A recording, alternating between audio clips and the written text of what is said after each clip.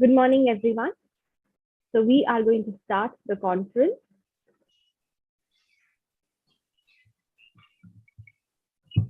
So before we start the day two, I am Juveria, your host for the conference day two.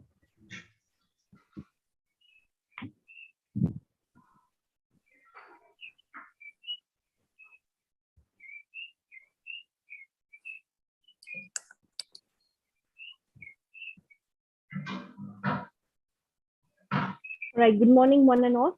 And I would like to welcome you again to the first international conference in latest advancements in science, management, commerce, and educational research organized by the Silicon City College, Bangalore, India, in association with the Institute for Engineering Research and Publication, IFERP.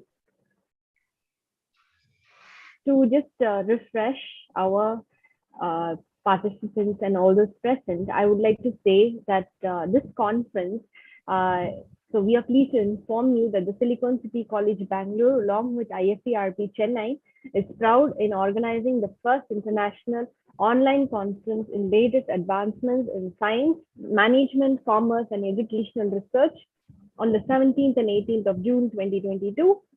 Silicon City College is a premier college in Bangalore, South India, which has been accredited by the NAAC with A grade. The college intention is to organize quality conference with the following conference mission: to provide a platform for academicians from all faculties, researchers from various industries to present their views, to share experiences, concepts, ideas, and findings from eminent research scholars, researchers, and subject matter experts in multidisciplinary fields, to provide all academicians a platform for networking with participants from all through the globe. With the above mission, Silicon City College, together with IFERP, joins hands in organizing this conference, which will include plenary and keynote lectures in which leading experts from all over the world will participate and share their knowledge in the following tracks.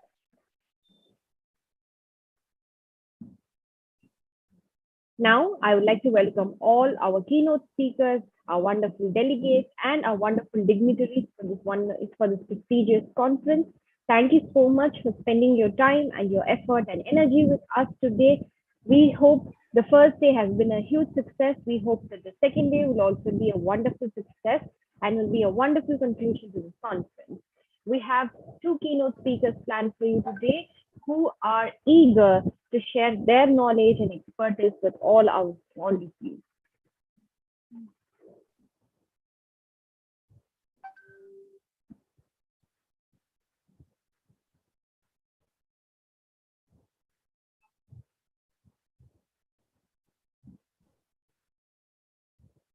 So we are going to be starting with the keynote speakers shortly.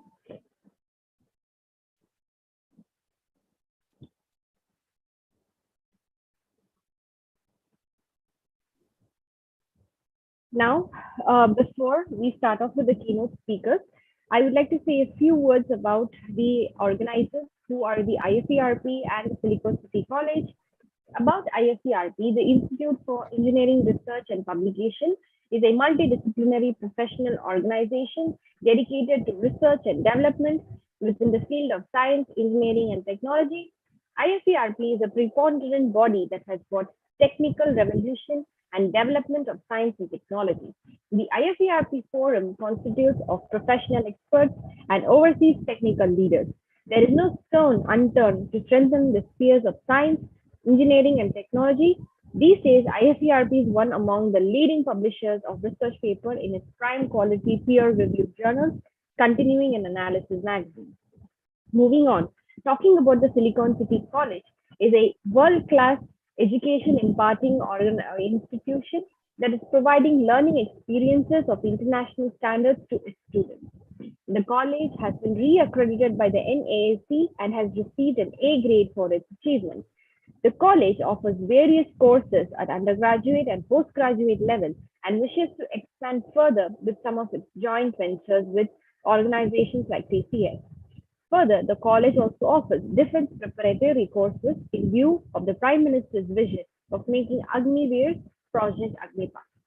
The Silicon City Defense Coaching and Training Academy offers PUC with MBA Defense Officers Preparatory Module. It is a 2-year integrated MBA program with class 11th and 12th, first and second PU class. Can I please ask all the participants to stay on mute? Thank you. The institution believes in total commitment and has a carefully planned curriculum for overall development of the students. The training is provided by well-experienced IITians and Army officers.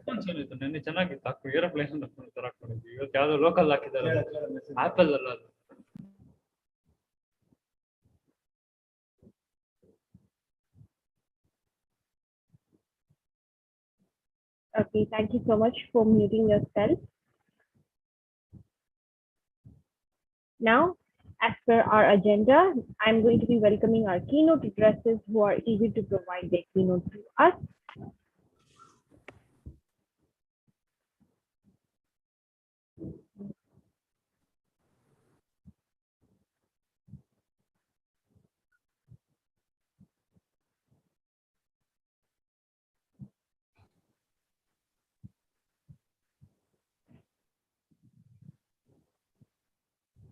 So just give me a minute.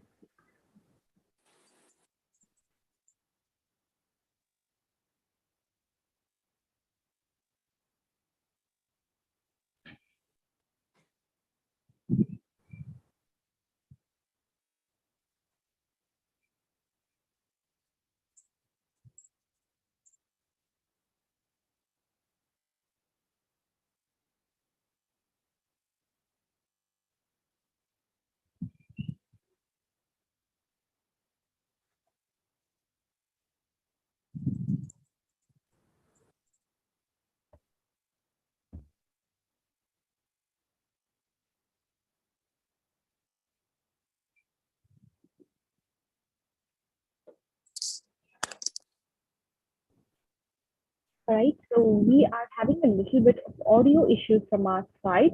So please bear with us a minute as we sort it out.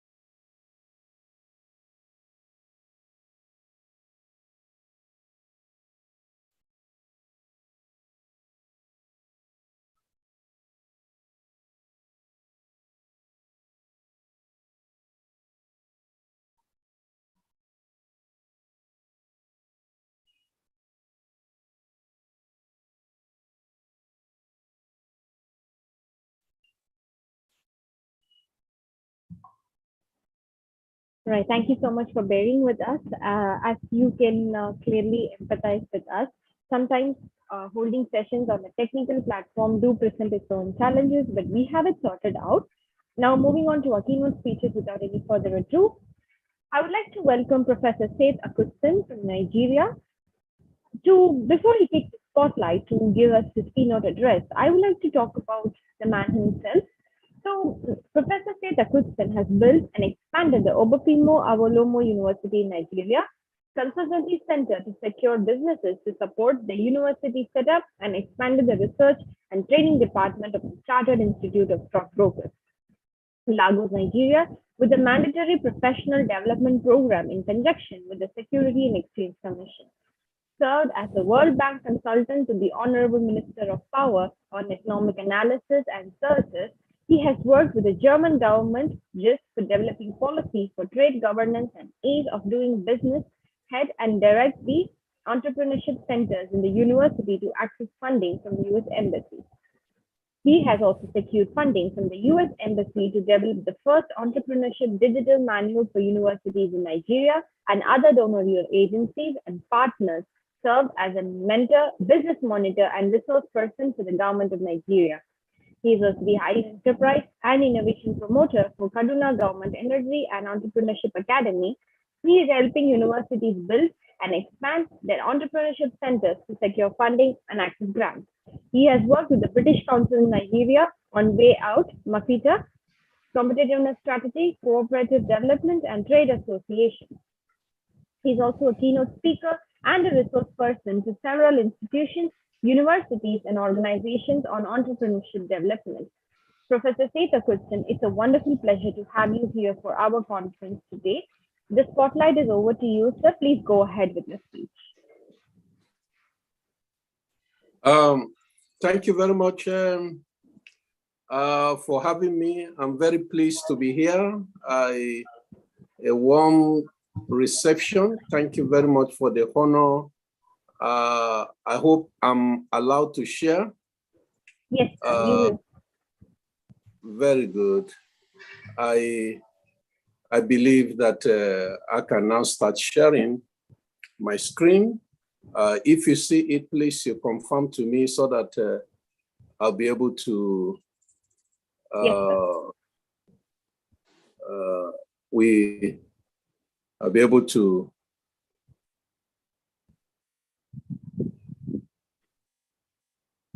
have my screen shared. yes. Okay. Sir, we have given you the access, co-host access to share your screen. Sorry. Okay. Okay. Thank you very much. Okay, I'm starting broadcasting my screen now. Thank you very much. Yes, sir, we can see your screen now. Okay, you can see it now. Okay. Yeah. That means I'll just start straight ahead. Can you see it clearly now, please? Yes, sir. We can see the presentation. Okay, I want to thank you and appreciate you for having me in this IFERP conference, the latest advancement in science, management, commerce, and educational research in 2022. It's my pleasure to be here once again to share some thoughts and experiences with little experience from Nigeria. First of all, economics since Smith have not found and should not even expect to find the Newton of economics. If you look at this, you will see that the latest advancement is to see. Let me commend India because they have brought a lot of people out of poverty. We in Nigeria, we still have a lot of fights to make to bring people out of poverty. But the major focus in this thesis by Adam Smith is about creating wealth rather than fighting poverty. And so the latest thinking is rather than always emphasizing on poverty, we should emphasize on wealth and to create it. There are some perspectives we want to look at to sharpen our thoughts. Isaac Newton said time is absolute. Albert Einstein said time is relative. Karl Marx said time was invented by clock companies to sell more clocks. Now, it depends on the angle to which we are looking at latest development. You can see that some thoughts in the past, technology has overtaken them. They have no place, they have nothing again to offer. And so what we're doing, latest advancement is trying to tell us that we should change our thinking so that we can change our society. The global economy, just to have impact, the impact of the COVID-19 is still with us today. There is decline in economic growth since experienced in the 1930s. Most advanced and developing economies fell into recession. Global tourism and sector, lost about 4.5 trillion USD. International Labour Organization has said that there are 255 million full-time jobs that were lost as a result of the pandemic. We have volatile crude oil markets. Ukraine-Russia tension is ongoing, deteriorating global financial condition, global spike in food prices and inflation globally, deglobalization and supply chain disruptions all over.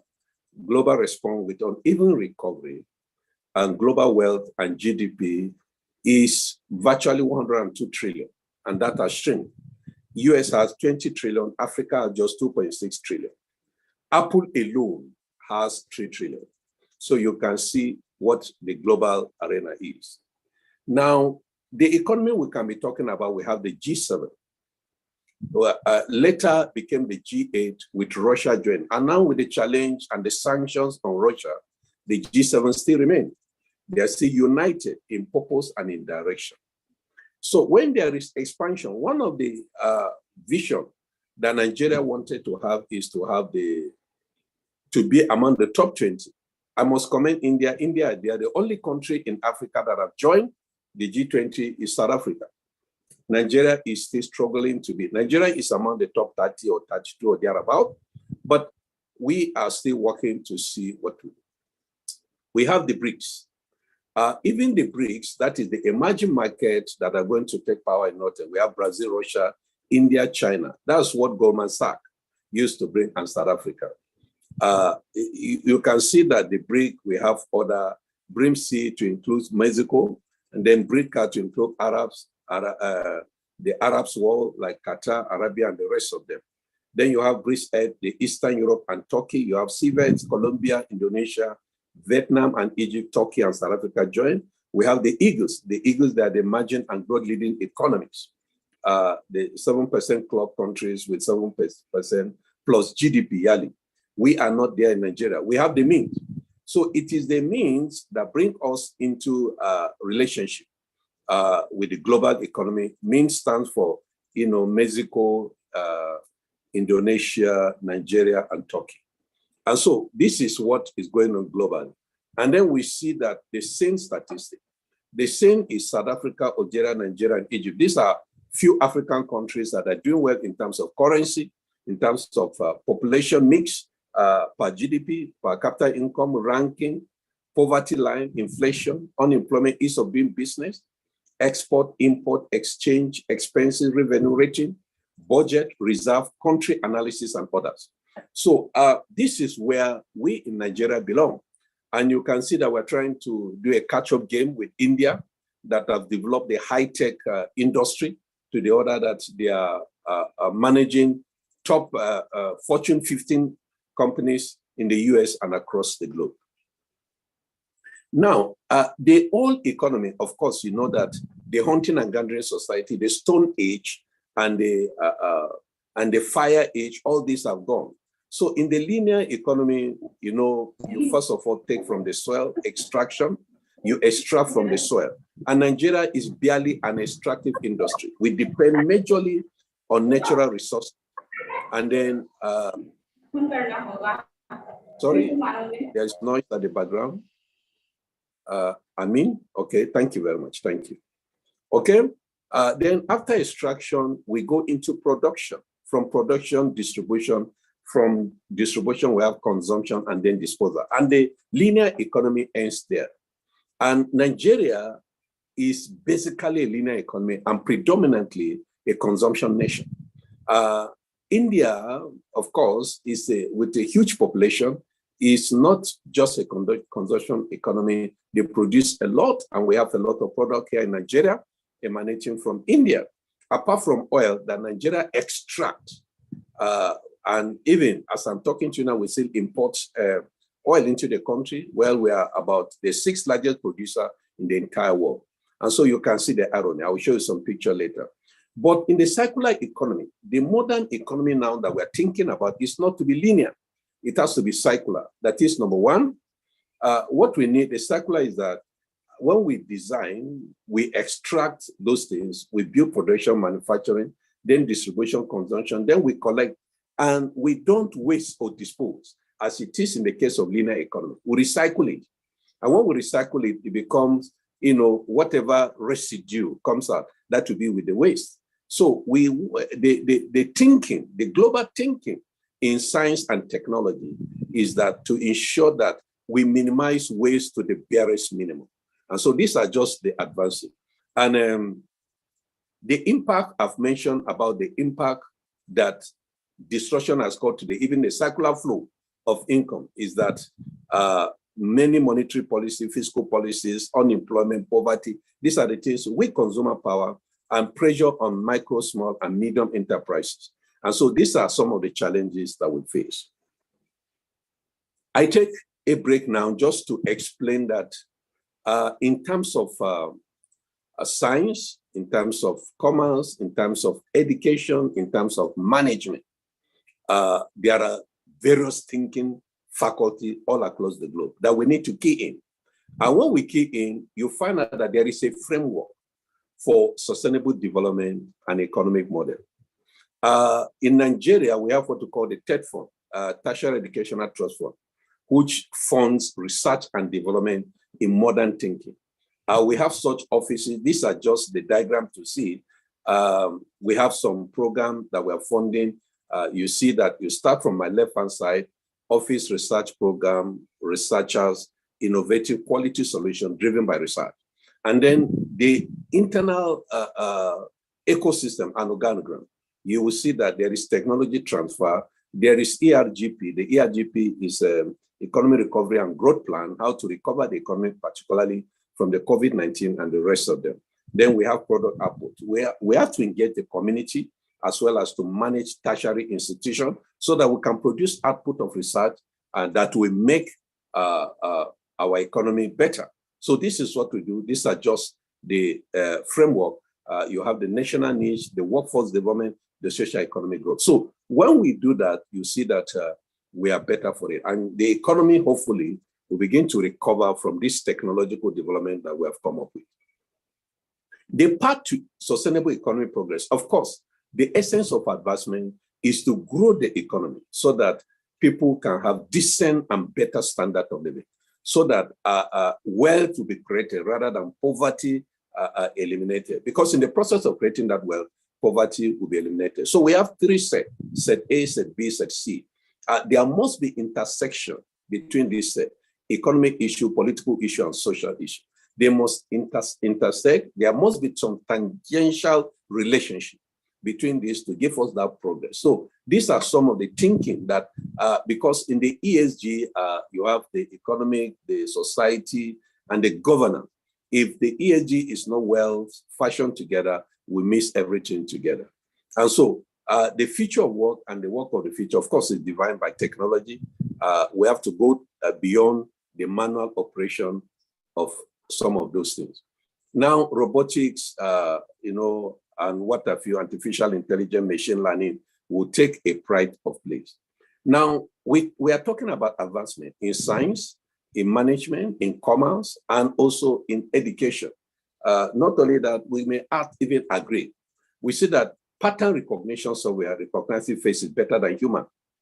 This is the new development that, in fact, Facebook and other organizations are going about. By 2030, computers will become more intelligent than human beings. These are some of the technology that is going on. Uber, a software tool, own cars, now the biggest taxi company in the world. Airbnb is a software, now the biggest hotel company in the world. Software will continue to disrupt most traditional industry for years untold. Now, this is why the thinking that is going on, medical device now, the tricorder from Star Trek works with phones. With your phones, they can take your scan, retina, your eye scan, your blood sample, your breath, then analyze 54 biomarkers will identify nearly any type of disease globally. And so technology is advancing digitally, and we need to key in. And whatever we do, we must be able to key into this to understand that the country, our countries, our nations, our communities will be better for it. What is the culture? If we don't have a culture of shared purpose, we cannot build our capabilities and creative aggression. And then the agility, the tenacity of that creation, with the resolution, the factors we are going to add, that is the value addition in the value chain. We must think differently, as Apple will say, by our rules of engagement. And then we must interact with our community, with the needy, with those in the lower rung of the ladder. We may have some shared value in addition to shared purpose. So you can see that the two C's we are looking at, the three C's, the catalyst. What is the catalyst? The culture we develop, the culture of excellence, the culture of perfection, the culture of delivery, Then from there, we now begin to talk about capabilities. And so these are the thinking that is going on. But the major thing here is to look at what we call the HATIT. HATIT is an acronym that come up from, number one, what are the areas we look at? If you look at our conference, we are targeting the science angle. Maybe we can add science with technology there. We are targeting the management. We are targeting commerce, and we are targeting education. But we should remember that in all this, we must HATIT. HATIT is acronym. Number one, the health. The H there stands for health. The E there stands for education. The A there stands for agriculture. The R there stands for renewables. I mean, the 3R, renewable, recycling, and re-engineering, and what have you. And so transportation must be a very key factor. That's the T. Then the IT industry, that's information and technology, that deal with the digital frame that we're going. So we must have that. So in addition to what the conference is trying to bring, we must have it. That means we must have all these 7 key areas that will help us to develop our economy. How do we go about that? We must do that through design thinking. Of course, design thinking is not a new phenomenon, but it's not as old as it's supposed to be. First, what are we planning to do? We define it. We research it. We bring out idea out of it. We produce some prototype. Then we choose to implement and to learn more. So it's a cycle in design thinking that this is what of the trend in global practice that is all about, to think differently. Now, if you look at, this is my country, Nigeria. Quite disappointing. How do we come out of this? We are the 6th largest producer of oil, but look at what is going on in the country. People are queuing to buy fuel. We import fuel from countries that don't even have it. So it's quite unfortunate, quite disgraceful that we have this kind of system in place. And so we must not now, as it is in the case of Nigeria, we are not going to think outside the box because the box is no longer there. We have to start thinking without the box. We are on transition now to bring a new government next year. And we are hoping that this kind of mess will leave the polity we get it. So you can see the inside, the challenges. So is how can you be living in plenty? It's like saying that somebody is living in the ocean but cannot find water to drink. This is the case that we find ourselves. Now, what is it? The Economist is an international news magazine. Is talking about new frontier, artificial intelligence is what is going to bring the new frontier globally. And we have to start developing it in virtually all the courses, in all the school, artificial intelligence product, we need to start bringing it. Should be the frontier in all that we do. And then this is a news magazine in Nigeria talking about exodus. We are facing a lot of exodus of our expatriates, university professors, where the university has been on strike for about 4 months now because they want better pay. There are glitches, frustrating money, economy, and all that. So tech giants, people who have developed, they go. In fact, in India too, you have a lot of tech giants that move to the US, to UK, and the rest of them. So these are some of the challenges we are facing that we need to address. There is also the growing youth unemployment. This is National Economy, is a paper. Growth youth employment set Nigeria back, by 5 decades. So you can imagine, if we don't start thinking right, we don't start advancing, where are we going? So there is also, you need to engage. Currently, the work I'm doing now, I'm engaging the youth. I said, analysts say lack of plan to constructively engage youth is disastrous. And so we try to, as much as possible, I'm working on employability, job brokerages to see how our youth will get employed. I mean, that means they can create jobs. I use what I call the volunteerism. That means you volunteer your services. Through that process, you get developed and you make yourself better. So we have a kind of maritime university where we deal with the blue economy or the oceanic economy, as you feel like. And so these are some of the things we do. And as you can see also, this another paper, business, negative oil sector growth, retread to revenue target. As you see now, we are currently facing a revenue issue because we have a lot of debt servicing a substantial part of our revenue go to debt servicing, go to paying salary. So we have little, we have to start borrowing to take care of capital project and the rest of them. So these are some of the challenges that we are facing now as a country that we need to do a lot. And also, of course, you know that Ukraine crisis has no health matter because there are supply destruction, there are the supply chain management has a lot of issues. And so what they're thinking now is to find how can we address this supply issue to see that the economies are not depressed further. This is Newsweek International too. Is talking about sign, talking about issue of abortion, issue of this. And what do we do? What is the position of countries on this? It depends on where we stand. Now, in this is Harvard Business Review, a special issue talking about how to thrive in a changing world. So the current thinking is that it's not to begin to be giving excuses. The answers we need are everywhere. Just ask the data. We have to start generating data, work data. They say data is now becoming the new oil. So we want to see what do we do to thrive in this challenging world. But excuses are not strategy. Efforts don't count, it's results that count. And so we have to begin to produce the result, begin to see where we stand and what we can do differently. And this is News Direct, misreaction, 100% increment, domestic airline fares. In Nigeria, domestic airlines have increased because aviation oil has doubled the price. It's very, very expensive to handle. And so these are some of the challenges that need to be addressed. And as a lot of things are working, I'm part of the committee that have worked on the National Development Plan of Nigeria, what we can achieve by 2025, so that we can catch up with the world. And by then, 5 years to the Sustainable Development Goals target that we need to achieve by 2030. And so you can see that the global thinking requires that all these issues need to be put in place. And so here we are. What I did, this is a program I'm working. Hausa is a language in Nigeria to which I speak very fluently. The Zaman Banza, Gwanda Aikin Banza. That means rather than staying idle, it's better to do the work of truth. That means redirecting the mindset to ask the right questions like, what can I do for myself? As opposed to thinking, what can others or the government do for me? You will see that a lot of people depending government.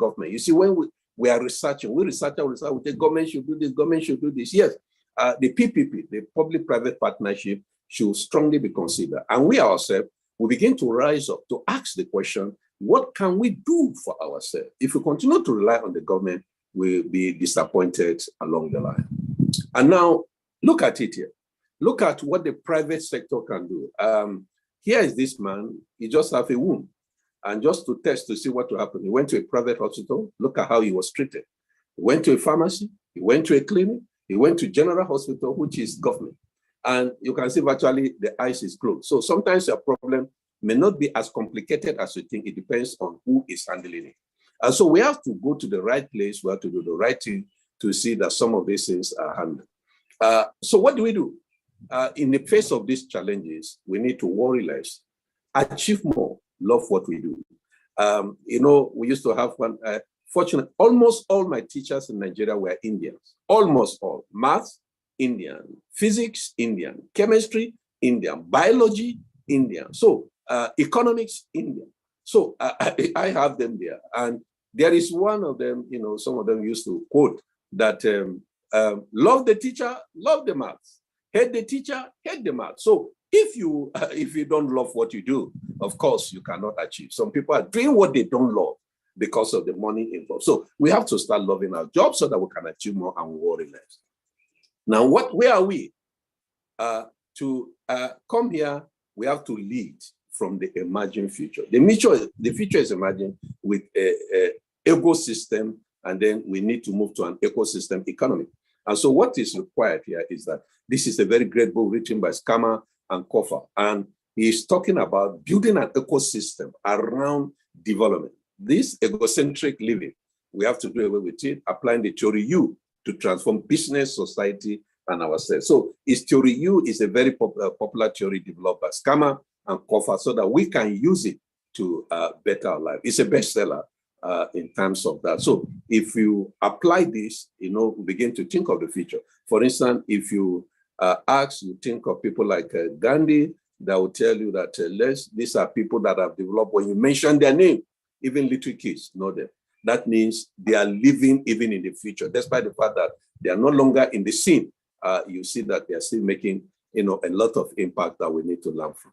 I want to thank you very much for your attention, and I appreciate you for giving me the privilege to share some thought on the theme of our conference. I wish you very happy and fruitful deliberations at the end of the day. Thank you very much. My pleasure, please. Thank you so much, Professor, for your wonderful keynote address. It's been really informative, and it has been really, it shows a lot of your expertise and your knowledge. Thank you so much for taking the time to sharing that with us. Thank you very much. All right. So until our next keynote is joining us in a few minutes, until then, we would like to play you some videos about our organizer IFERP. So I would like to ask my colleague and my team member to play some of the videos in the meanwhile as our keynote is joining in.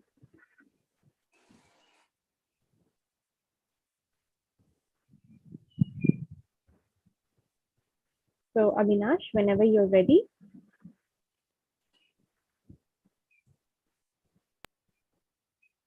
ERP, a forum where innovations and research interest could be supported and developed, prioritizing our mutual interest. In this video, we want you to dive into our world, giving yourself a clear insight into IFERP. But first, who are we and what do we do?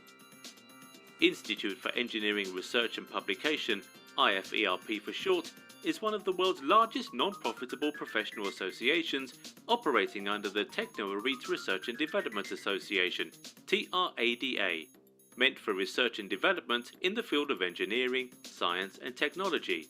We are one of the largest professional bodies for engineering professionals in India and across the globe, established in 2014.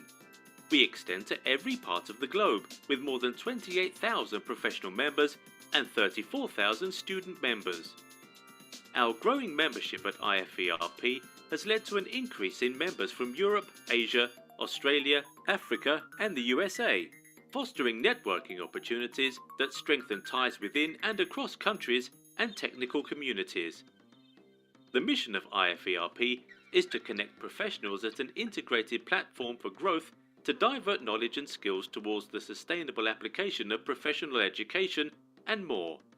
And our vision of digitalizing innovation processes through our professional networking services and more has pushed us forward to our achievements today. With our mission to make our academic services reach the top and grassroots level of institutions, we are funding colleges to organize conferences and scientific events, enabling researchers incubated at different areas of our country to directly contribute towards the transformation of India. IFERP simply connects engineers, exchange global innovation, and acts as a bridge between researchers and academics by organizing international conferences, world conferences, faculty development programs, webinars, seminars, providing membership, and more. Some of our conferences include WCASET Malaysia, WCASET Jakarta, ICAS ETAM APU Malaysia, and many more. We've also organised scientific events in association with renowned universities done in the past, with over 28,593 journal publication services, creating opportunities to get your research paper published in high impact factor journals such as Scopus Indexed, Web of Science, Google Scholar Index journals, ESCI, UGC approved, L Compandax, ISI, Chimago Index journals, and many more. To make our operations smoother and more perfect, we have been supported by our associated organisation, Association of Cloud Technologists, Global Association of Nanotechnology, International Association for Big Data Analysts, International Association for IoT, International Wireless Network Association, and World Association for Structural Engineers. We have also worked alongside several clients and partners both nationally and internationally like University Malaysia Sabah, APU Malaysia, UNJ Jakarta, MC University Thailand, Ajman University Dubai, PUP Philippines, IIUM Malaysia, ISU Philippines, FCPC Philippines, WCC Philippines SRM University, Galgotia University, Amity University, and much more government and private organisations in different countries. At IFERP, we believe that there's always a better way to treat professionals, and that is what we do. If you would like to see more or go deeper on IFERP, you can visit our website at www.iferp.in.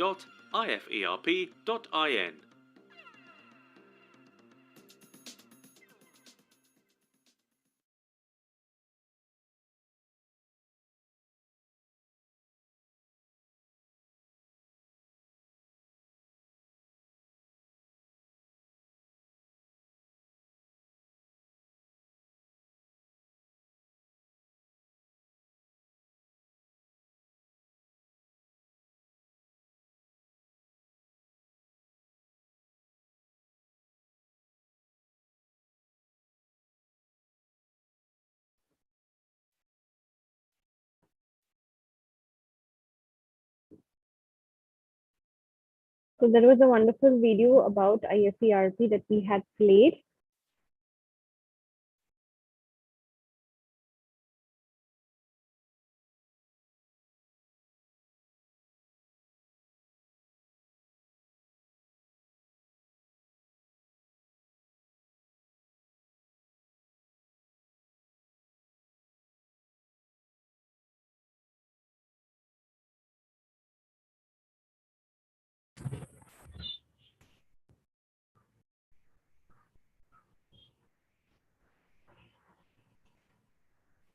So we have another video that we are sharing with you.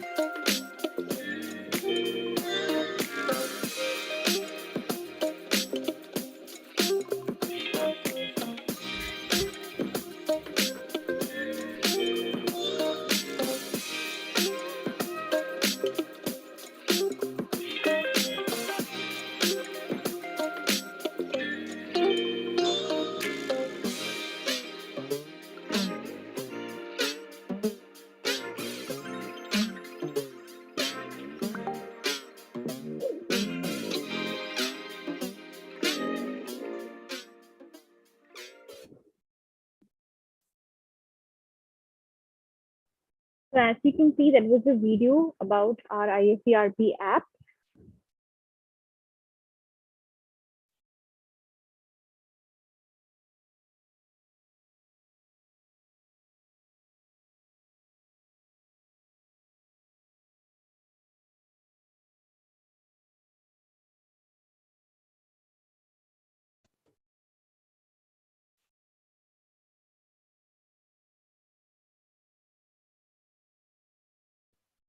I see that our second keynote speaker has joined with us.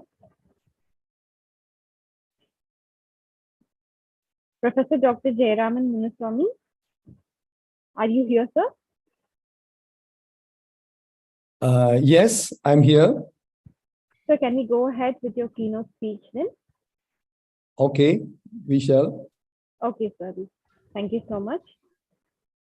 So we have been waiting for Professor Dr. Jayaraman Munaswamy so that he could join us. And now we will be moving on to his speech. Before he takes his keynote address, I would like to talk a few words about the man. Professor Dr. Jayaraman Munuswamy has a bachelor's degree in management and economics from the Science University of Malaysia, USM, a master's degree in business administration from the University of Bath, United Kingdom, and a doctorate degree in business administration from USM. He is a certified black belt in Six Sigma methodology, which he has practiced at the Johnson Controls plant in the Asia Pacific region. He has lectured the master's program for the Victoria University of Australia, the Anglia Ruskin University of the UK, the South Queensland University of Australia, the Lancaster University of United Kingdom, the doctoral program for the Scandinavian Business School of Sweden in Malaysia. He has lectured doctoral, master, and bachelor's program in several Malaysian universities too. He has been the Dean of Faculty of Business at the City University and the Asia Metropolitan University. He has served as the Director of Center for Research and Development and the Director of Center for Postgraduate Studies at the AMU. He has also lectured on Six Sigma methodologies for the School of Engineering at the Monash University in Malaysia. In summarizing his profile, Professor Dr. Jayaraman Munuswamy has served as a trained teacher under the Malaysian Ministry of Education for 5 years, has served American and Japanese MNCs for 23 years, and has served in the Malaysian universities for 17 years. He has published more than 100 research publications, which include books, book chapter, journals, and conference proceedings. His published research papers are cited several hundred times by research scholars across the world. He has also served as the World Bank consultant to the Honorable Minister of Power on Economic Analysis and Services as well. So that is to summarize the profile of Dr. Professor Munuswamy. So, sir, the speech is over to you. Please go ahead with your address. Thank you, Nisha.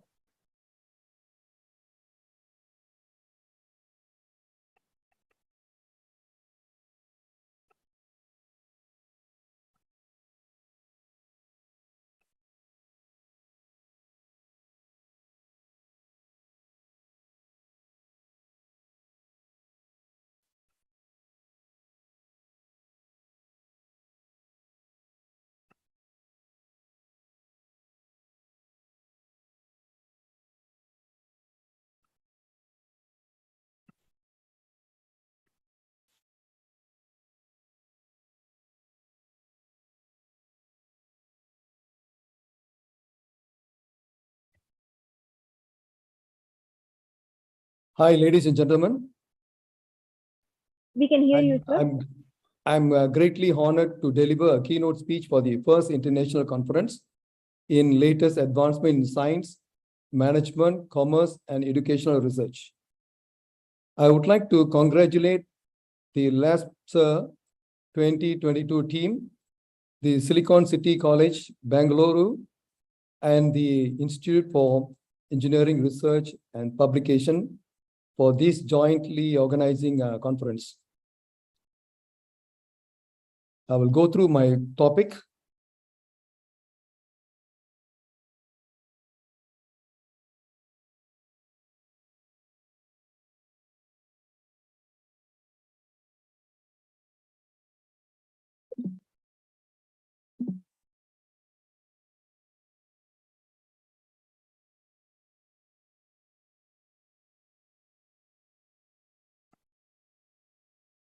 Hi, ladies and gentlemen. So my topic is leadership in crisis management. I feel that leadership in crisis management is an important topic after the post-pandemic COVID-19. Leadership plays a major role in overcoming crisis situation, especially business crisis or economic crisis. Let me put to you. Before COVID-19, there were many business models, but after COVID-19 pandemic, these business models failed to deal with crisis because of instability of business environment. Traditional business models need to be altered and completely changed. And leadership plays a key role in crisis response management. Business leaders' behavior, those are the attributes or the characteristics, and skills are more critical in managing crisis situation. So we need to know what are the key actionable attributes and skills that a leader must possess. That is my talk going to be centered around. Okay, before that, we look at what is a crisis. So several researchers have defined crisis: unexpected, happens outside, beyond business routines, caught with uncertainty and ambiguity, with limited and conflicting information, involves complexity, chaos, ambiguity, stress, and unforeseen circumstances. It is a catastrophic event or a series of escalating events that affect the organization's revenue, profit, reputation, and viability. And lastly, risk, threat, anxieties, hazard, consequences, likelihood, and analysis. So basically, these describe about the crisis. In the next slide, we look at what are the emergencies that lead to crisis situation. So there are a list of emergencies here. You can see COVID-19 pandemic. So it's not a crisis, it is an emergency. So as a result of COVID-19 pandemic, we had two crisis situations. One is the health crisis situation, where continuous death toll increased throughout the world as a result of COVID-19 pandemic. So health crisis took place. And secondly, most importantly, is the economic crisis. Several organizations were locked down and business halt. And that seriously affected the revenue and profitability of the companies throughout the world. So there are other emergencies which can result in a crisis situation.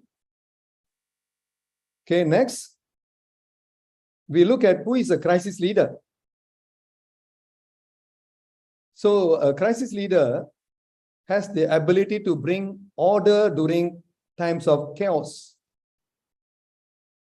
He can bring together multifunctional teams to work or to address a significant problem. He or she concludes that chaotic and dynamic situations call for adaptive and flexible leadership styles. Next, he or she makes vital and decisive decisions, often with incomplete or contradictory information. And lastly, a key person in crisis response and management. We look at the next slide. These are the literature review. I have done about 15 literature review here about crisis leadership. So you can see that the first one is crisis leadership framework and crisis leadership competencies. Second one, law enforcement crisis leadership. Next, crisis leaders influence and collaborate across multiple agencies and jurisdictions. Crisis leadership determines effectiveness of crisis response. Critical incidents for law enforcement. Crisis leaders make decisions often with incomplete or contrary information. Effective incident command leadership improves both collaboration and decision making. Crisis leadership has the ability to bring about order during times of chaos. There are 8 here. We look at another 7 literatures. Chaotic and dynamic situations call for adaptive and flexible leadership style, collaborative leadership style, and team approach to disaster response operations. Bureaucratic structures and cultures are not well designed to handle crisis and impede information sharing. Leadership ability to handle multi-agency coordination and collaboration among agencies. Next, cooperation, flexibility in decision-making, adaptability, and effective communication with stakeholders and the public in emergencies and disaster situation. Next, integrity, sincerity, courage, and honesty are competencies and needed during this crisis management. And lastly, situational awareness, gain support of subordinates, manage and influence superior, and collaboration and build unity across agencies are critical factors. So these are the 15 researchers, 15 research literature reviews, which talks about crisis leadership. Okay, let's look at next slide. Okay, based on the literature review, I have come out with the Leadership Crisis Management Model 1. Leadership Crisis Management Model 1. So on the left-hand side, you can see these are leadership skills attributes. There are about 10 variables here. The first 9 variables are talks about the skills, leadership skills. And the last one, integrity, sincerity, honesty, and courage. Basically, these are leadership attributes or leadership characteristics. And these leadership skills and attributes affect effectiveness of leadership in crisis management. So this is a model need to be tested. Probably Silicon City University, Silicon City College engage in research work. I think they have inculcating the research culture in the entire college, and it is timely for them to do research work in the most pressing area that's called the leadership crisis management. So this is the model which I have come out with. So some of the researchers can use this model to test in the Indian market. Okay, next. In addition to this literature review, I've also reviewed 3 case studies. 3 case studies. And the first one is Washington, DC, Navy Yard shooting. This case study, this case actually happened in September 2013. So where Naval Sea System Command headquarters was under attack. It is based in a 5-story building that employed approximately about 3,000 military, government, and contractor personnel. So heavy shooting took place over there. The most deadliest rampage resulted in 12 deaths and 3 injuries. Okay, so what are the leadership skills identified from this case? So case 1, leadership skills and attributes.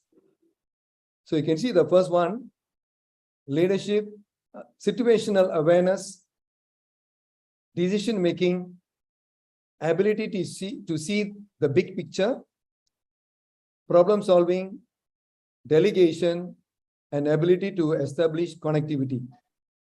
So these are the skills important was exhibited in this addressing this case.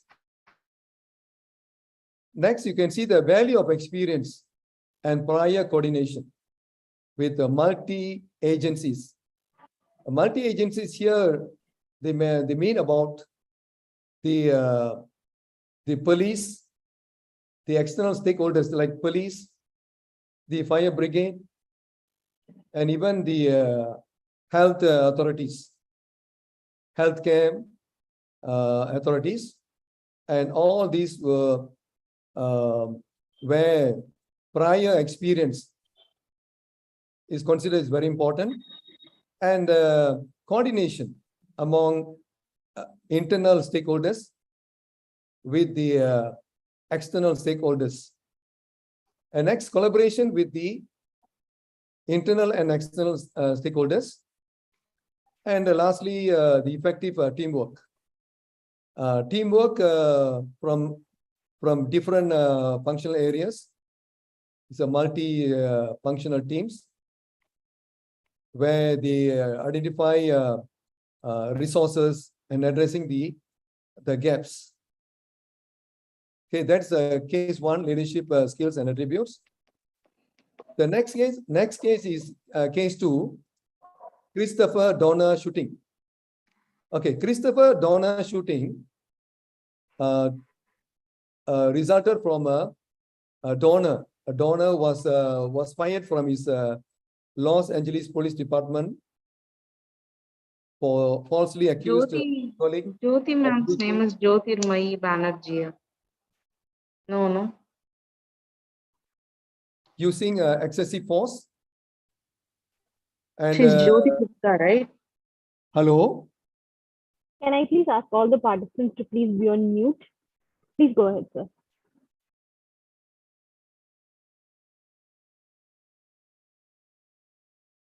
Okay, so in 2009, this donor was fired, and the incident took place.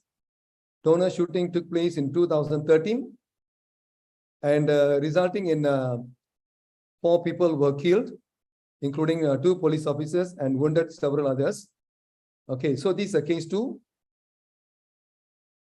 So basically, Christopher Donner case illustrated many challenges for leaders, and this case did not exhibit many of the key crisis leadership competencies. Instead, they maintain a parochial view and fail to establish a unified effort across agencies.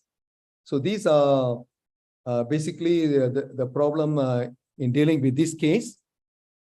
However, the case confirmed several crisis leadership and competencies. For example, situational awareness, problem assessment, ability to see the big picture, ability to work with ambiguity and collaboration. So these are the skills exhibited in this case. Next, case 3, 2013 Boston Marathon bombings. Okay, these took place in the year 2013 during a Boston Marathon, where this bombing caused 3 deaths and injured over 250 spectators. Okay. Let's move on. Case 3.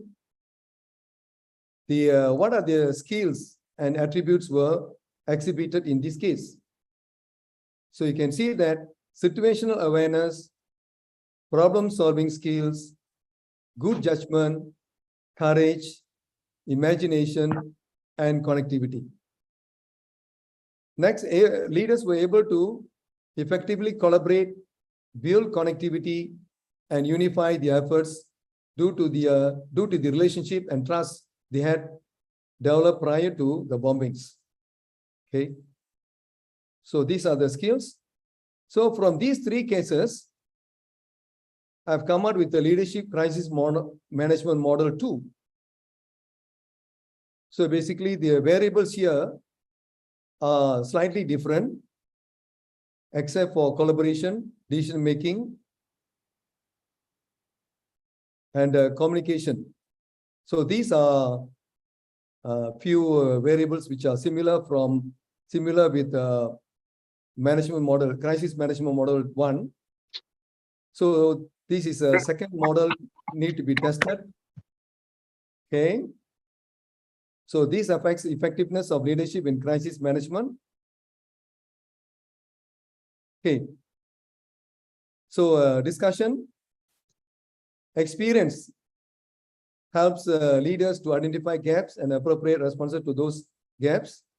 A key factor for effective decision making and situational awareness. Collaboration, create connectivity among peers and across agencies. Leverage other agencies and efforts and resources. Flexibility and adaptability. Deal with uncertainty and confusion that commonly accompanies crisis events. Adapt according to situation and maintain unified command throughout the event. Organizational intelligence. This is the ability to align different agency response efforts toward a common objective. Situational awareness, ability to develop an accurate picture of the problem. See big picture, ability to make sense of the crisis and see the incident from multiple perspectives. Recognize the need to work together and coordinate resources and lead personnel. Decision making, ability to make difficult decisions in the midst of a crisis. Communication and relationship, interagency working relationship, connection and understanding in addressing a common crisis. And lastly, out-of-box thinking. So this is unconventional. A leader may able to think outside his routine, pass an unconventional way to manage crisis. So these are the 9 variables which we have identified from the case study. Okay, I would like to share the PricewaterhouseCoopers Global Crisis Survey 2021. This is the result of a pandemic, COVID-19 pandemic. So the global crisis. So global crisis, business crisis is the crisis, whereas a pandemic is the emergency.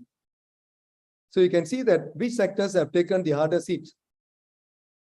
Hospitality and leisure, 86%. Higher education, 83%. And there are other sectors here. You can see industrial, manufacturing, and automotive, 80%. Government and public services, 77%. Financial services, 76%. Energy, utilities, and resources, 76%. Consumer markets, 72%. Health industries, 65%. Technology, media, and telecommunication, 61%. So this is the outcome of the. So that makes the study about crisis leadership is important. It's very, very important. This could be the theme of your, even your survey, even your conference. Okay, I have done. Best wishes and happy conferencing.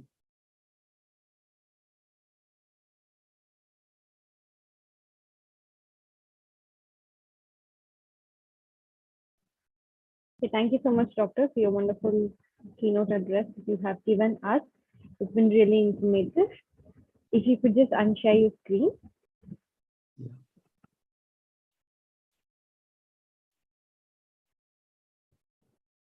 Thank you, sir. So this marks the end of the inaugural of phase 2. So thank you so much to Professor Seth Kristen, and thank you so much to Professor Dr. Jayaraman Swami as well for your wonderful keynote address you've given us. It has been really informative. Excuse me, ma'am. I got a few questions to Dr. Sure, Jairam. sir. Please go ahead.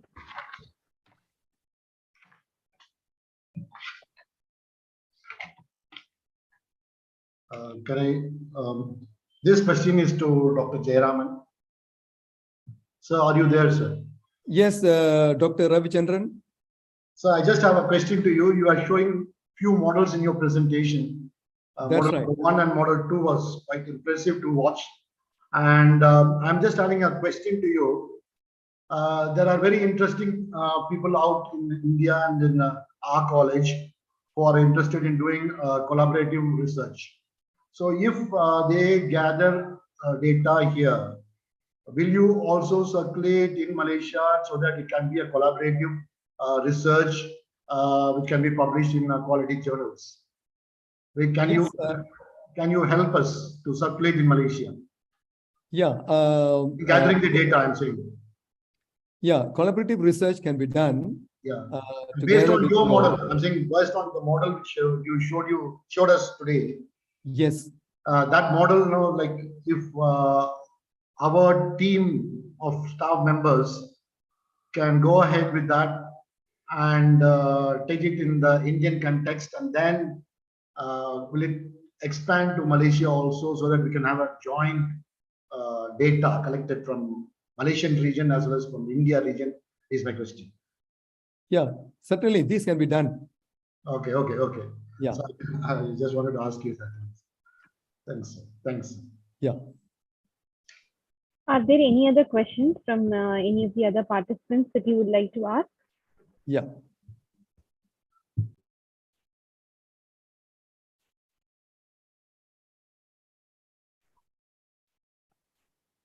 I think we can move on to the next session. Okay, thank you so much to the keynote speakers.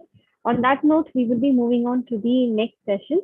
Before that, we would like to take a 15-minute break before we start our technical session of the day. So it is 10:46 now. We will be assembling back over here at 11:01 to start the technical session.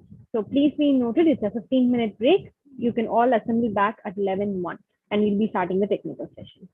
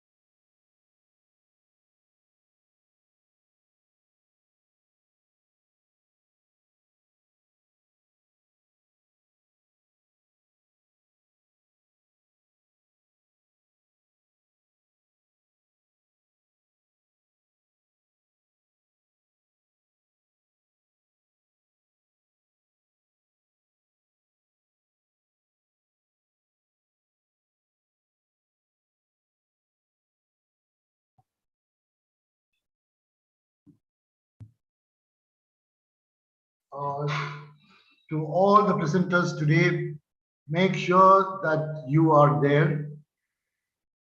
Place a thumbs up in the chat box so that I can understand that you are there. Because today is the last day, and after that you will not have any chance to present again. So make sure that you are here to present your papers.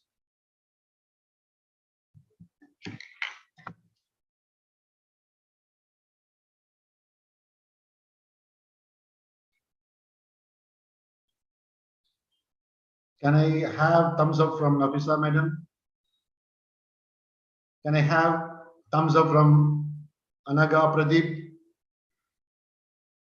Can I have thumbs up from Abhishek CN? Can I have thumbs up from Alvin Nishant David? Can I have thumbs up from Alampati Mahidar Reddy? Can I have thumbs up from Bindu? Can I have thumbs up from Abhishek in the chat box?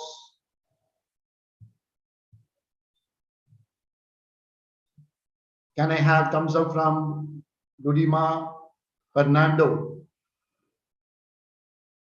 Can I have Jodhimani Banerjee? Can I have thumbs up from Dr. Adilakshmi? Can I have thumbs up from Suresh Kannan? Can I have thumbs up from Mogalu Venkatas Saravanya? Can I have thumbs up from Satish Babu? Can I have thumbs up from Satish? And last but not the least, can I have thumbs up from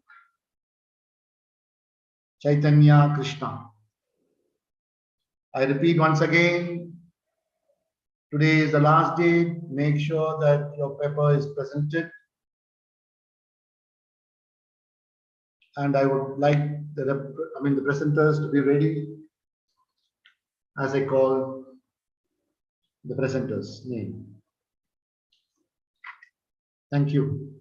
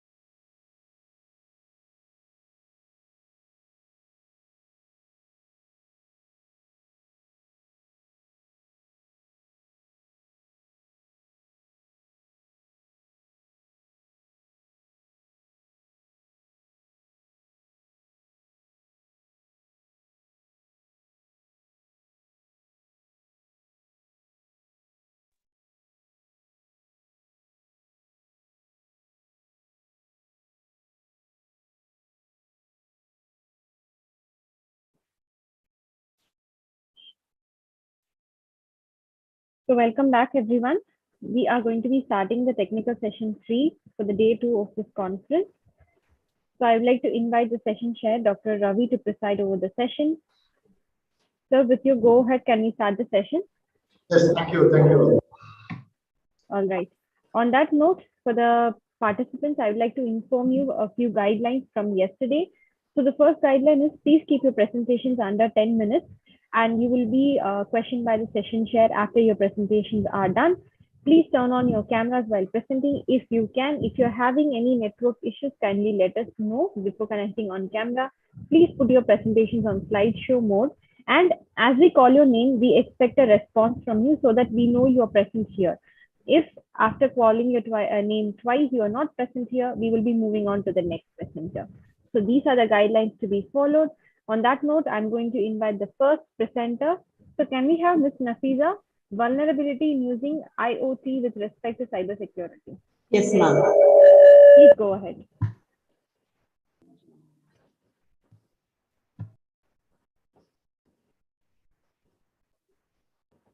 Is it visible? Yes, it is visible.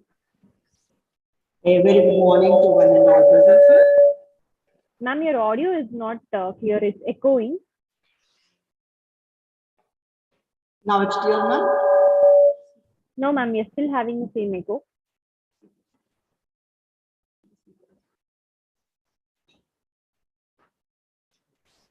Now, ma'am. Now it's clear, ma'am. Yes, it's clear now. Go ahead. Okay, ma'am. Today's topic, my topic is vulnerability in using IoT with respect to cyber security. This is Nafisa S, Assistant Professor, City College, Bangalore. And my co-author is Dr. Purushothaman Ravichandran.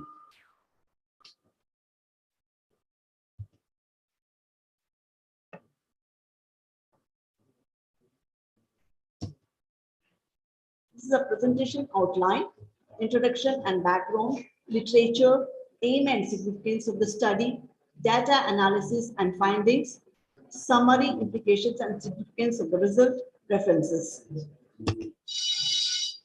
Introduction. The term IoT or Internet of Things refers to the collective network of connected technology that facilitates communication between devices and the cloud between the devices themselves. IoT devices run 24/7 without security updates, giving the intruders for attempting cyber attacks. Due to increased growth of IoT usage, hackers are also using different tools and techniques for exploiting the computational and communication capabilities of IoT. IoT plays a major role in healthcare. It is seen as a huge security threat due to the need of cost-effective sensing technologies, advanced algorithms, live logging data, methods of coping with uncontrolled environment, and high volume of data set, security and privacy, and so on. Thus, IoT is prone to several vulnerabilities as it enters every aspect of human life in this busy technology world. As such, this paper is an attempt to understand the vulnerabilities in IoT with respect to cybersecurity. Literature. There are many types of cyber attacks such as denial of service, distributed denial of service, password attacks, birthday attacks, phishing attacks, man-in-the-middle attacks, and so on. One major concern for IoT users is the DDoS, that is distributed denial of service attack. These are a network of several computers, all infected by malware and remotely controlled by the attackers. This type of device is called a bot or a zombie, and a collection or a group of such bots or zombies constitute a botnet. This research aims to capture some of the most frequent IoT security challenges and proposes a strategy for addressing them in the context of cyber security. So here I have figure 1, where I have shown the security risk and mitigation approaches in smart home environment sources. IoT here plays a major role in healthcare. It is only to be seen as a huge threat due to the need of cost-effective sensing technologies, advanced algorithms, lifelong data, methods of coping with uncontrolled environment, and high volume of data set, security and privacy, and so on. Can you see here that there is the figure shows the security risk and mitigation approaches in smart homes. Moving on to the next slide. In this figure, I have shows the weakness of the system corresponding to the IoT in smart home environment.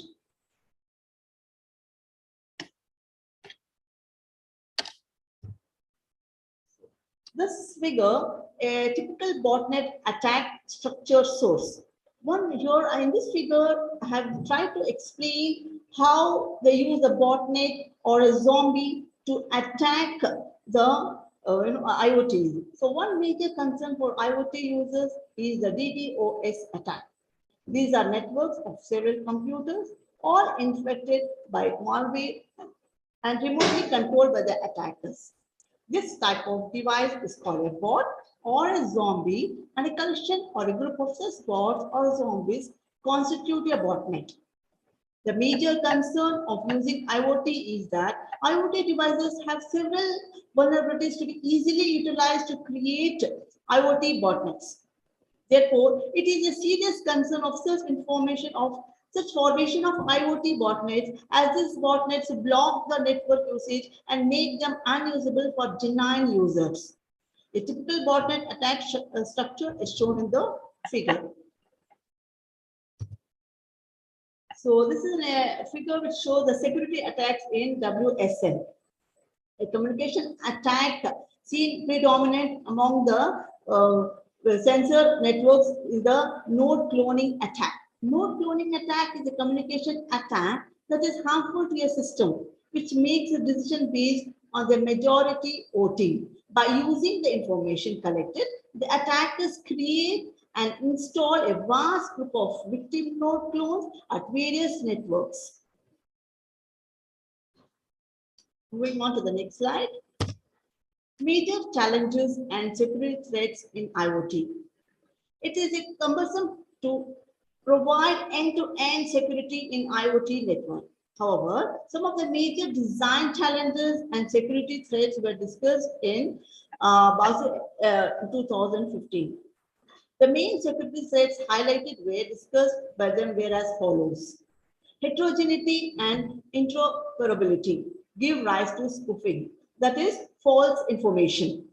Connectivity, that is man-in-the-middle attacks, MITM, mobility and scalability, frequent disruption in communication, addressing and identification, difficulties in isolating error node from outside network, resource constraints, data privacy issue, data interchange opens up the portability of resource exhaustion and information leakage. Overcoming the security threats in IoT. For overcoming the security threats and challenges, IoT Santosh as the way has suggested the following areas: endpoint physical security, tamper-resistant hardware should be used to make IoT. Bootstrapping and setup security, no compromise of stolen critical information. Authentication, authorization, and accounting. Legitimate use of resources and privileges. Data transmission and storage security. Lightweight cryptic algorithms for data transmission. Network and routing security. This intrusion prevention and rollback mechanism to reduce damages. Multi-layer security. Security should both also be in Ethernet-based network. These were the security areas suggested for providing security to IoT to overcome its vulnerability issues. However, lot more of such security frameworks are emerging day by day with the increased growth of IoT-based device usages. It is high time a generic framework is developed to overcome all the challenges for IoT users. The goal of this chapter is to provide a better knowledge of IoT device vulnerability issues in terms of cyber security. The discussions and content provided in the study were intended not only for digital immigrants, but also for digital natives who have been utilizing IoT-based apps and devices without comprehending their risk. While the main concerns and obstacles of using IoT have been covered to some extent, the end users who utilize IoT in their daily life are alerted of the seriousness of cyber attacks that may cause damages and threats to their system and data security. As a result, there is a critical need for a framework to address the security flaws in the IoT system in the near future. These are the references. Thank you. Does the session chair have any questions? Thank you, madam. Can you unmute your system, please? Okay, thank you for your session, Nafisa, madam, and it was very useful information, and whatever you have given towards the vulnerability in using IoT has been relevant. And I could notice that you seem to have gained knowledge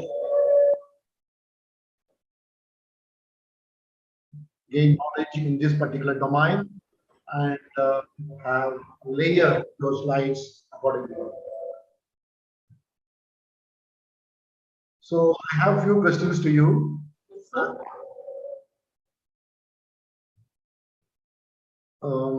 Is it your preliminary research, or you wanted to further this research? Yes, this is my preliminary research. I want to further my research on this, and I want to implement on some devices or for some other purpose. Hello. Yes. So that's a good idea, but the thing is, how much of data you wanted to collect with this? Are you going to collect data, or you just want to explore more on the IoT? I want to explore more. I told you I want to do an implementation on one particular device. I would use Java coding for this, and further, do more research on this. Okay, that's a good idea, madam, and I appreciate your initiative in going further, and I wish all the best, and wish that at some point of time you also try to go further and see how you can contribute to the society and to the people around this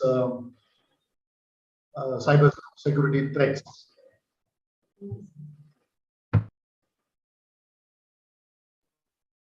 So can we move on to the next presenter then? Yes. Okay, next I would like to invite Anaga Pradeep, prototype for project management workflow in system software design. Do we have Anaga Pradeep? Yes, ma'am. Please go ahead.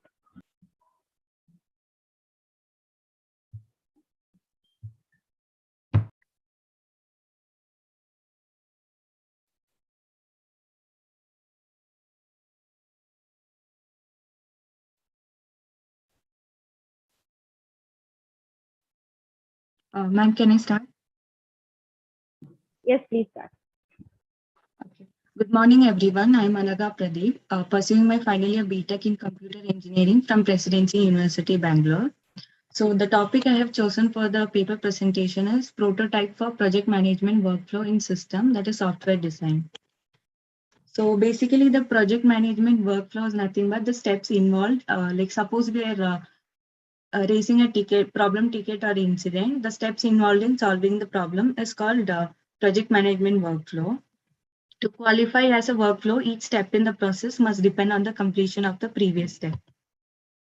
The objective of this project is on closure of an incident, we're creating a problem ticket and passing the short description and description to the problem ticket.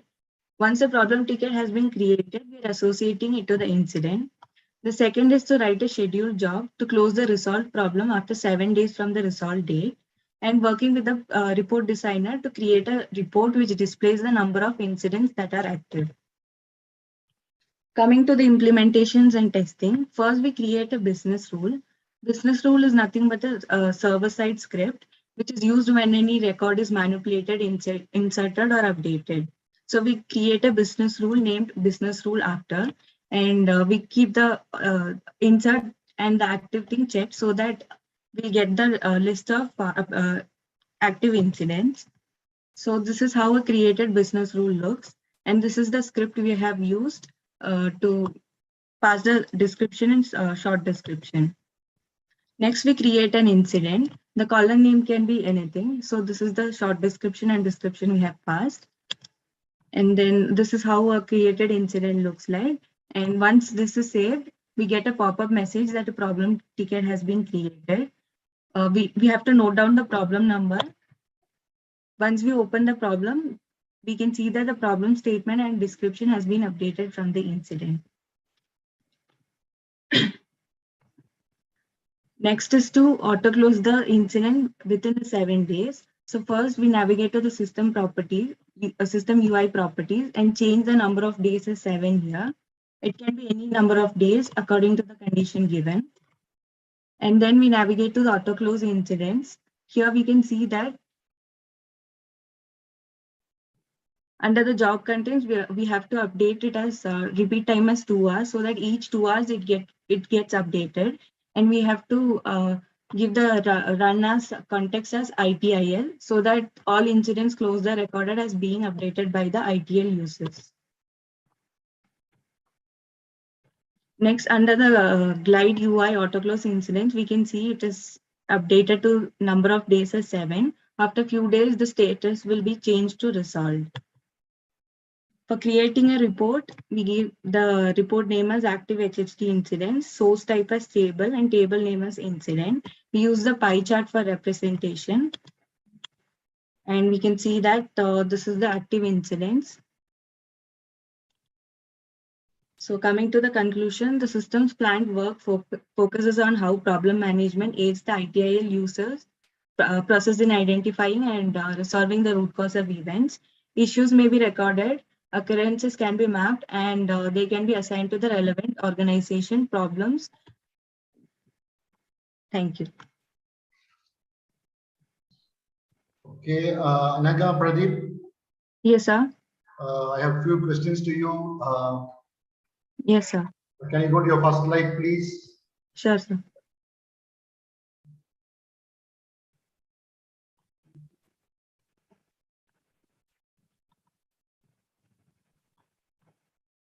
Yes, sir. Are you a PhD scholar? Sorry, sir. Are you a PhD scholar or a master's?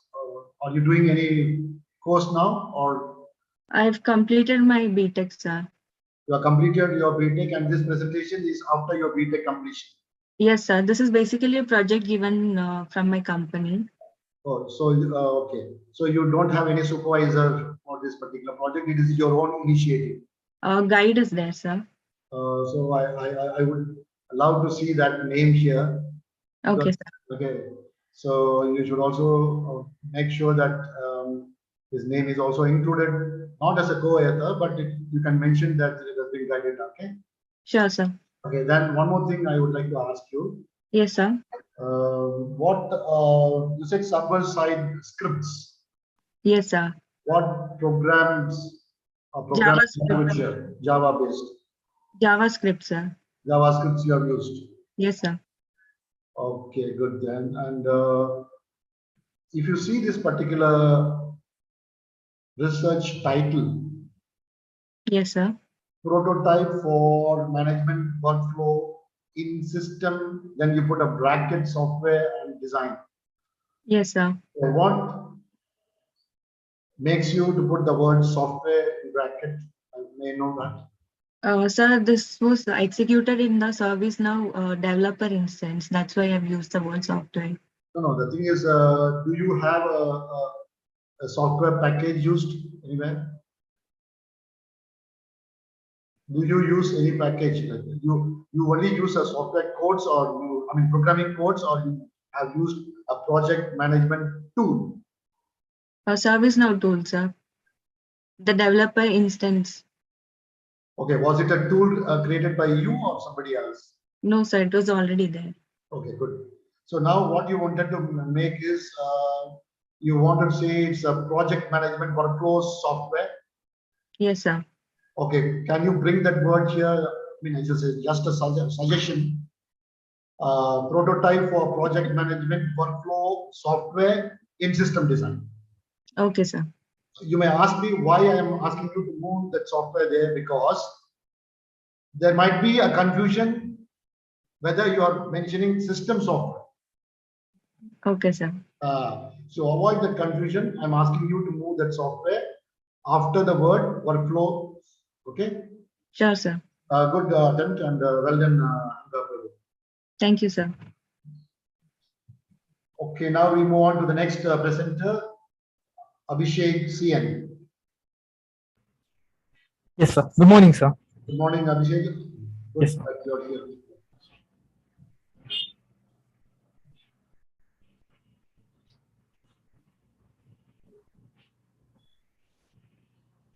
Sir, is my screen visible, sir? Yes, yes, Abhish. Yes, sir. Uh, Good morning, all. So today I'll be presenting my paper on credit card fraud detection and management with cybersecurity using machine learning. So a small biography of me. Everyone knows intent behind the search matters. I, Abhishek CN, a final year graduate student in computer engineering with specialization in data science. Online frauds have increased exponentially ever since people have started using online payment modes. In this research, I have used few machine learning algorithms to learn and predict whether the transactions made by the user is fraudulent or not.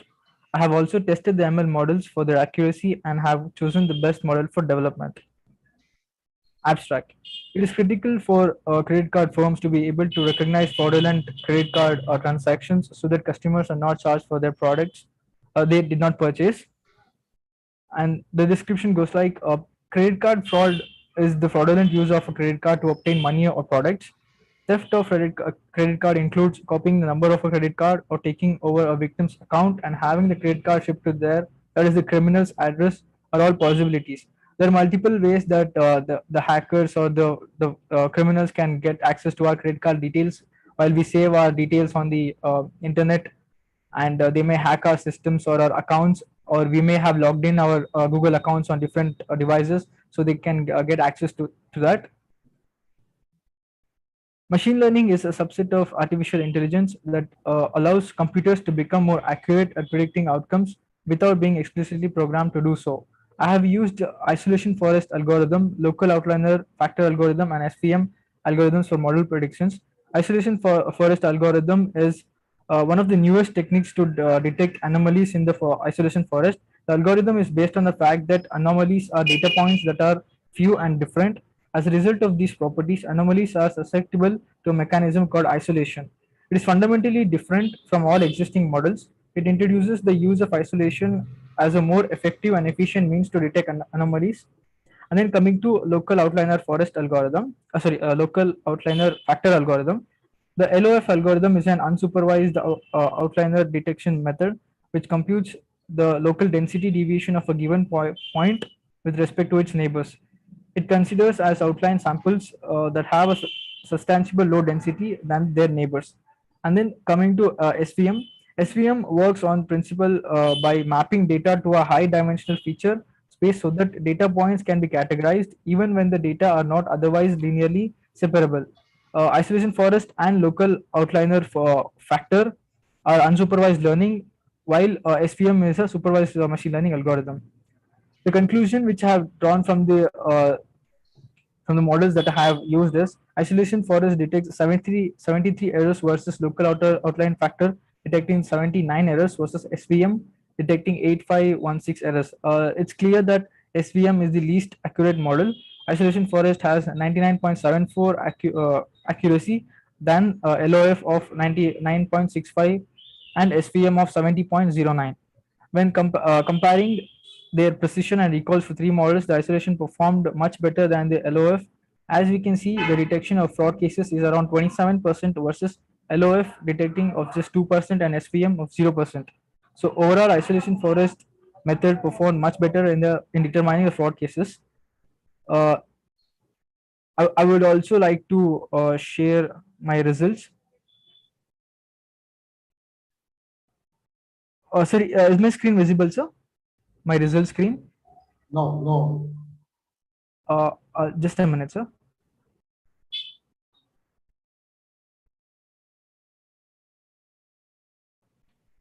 Now, sir. No.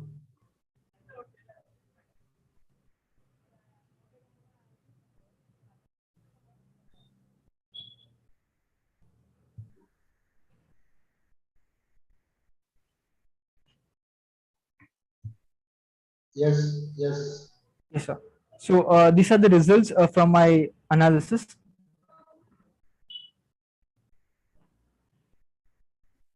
The precision, the recall, F1 score, and the support are as follows. Okay, go ahead. Yes, sir.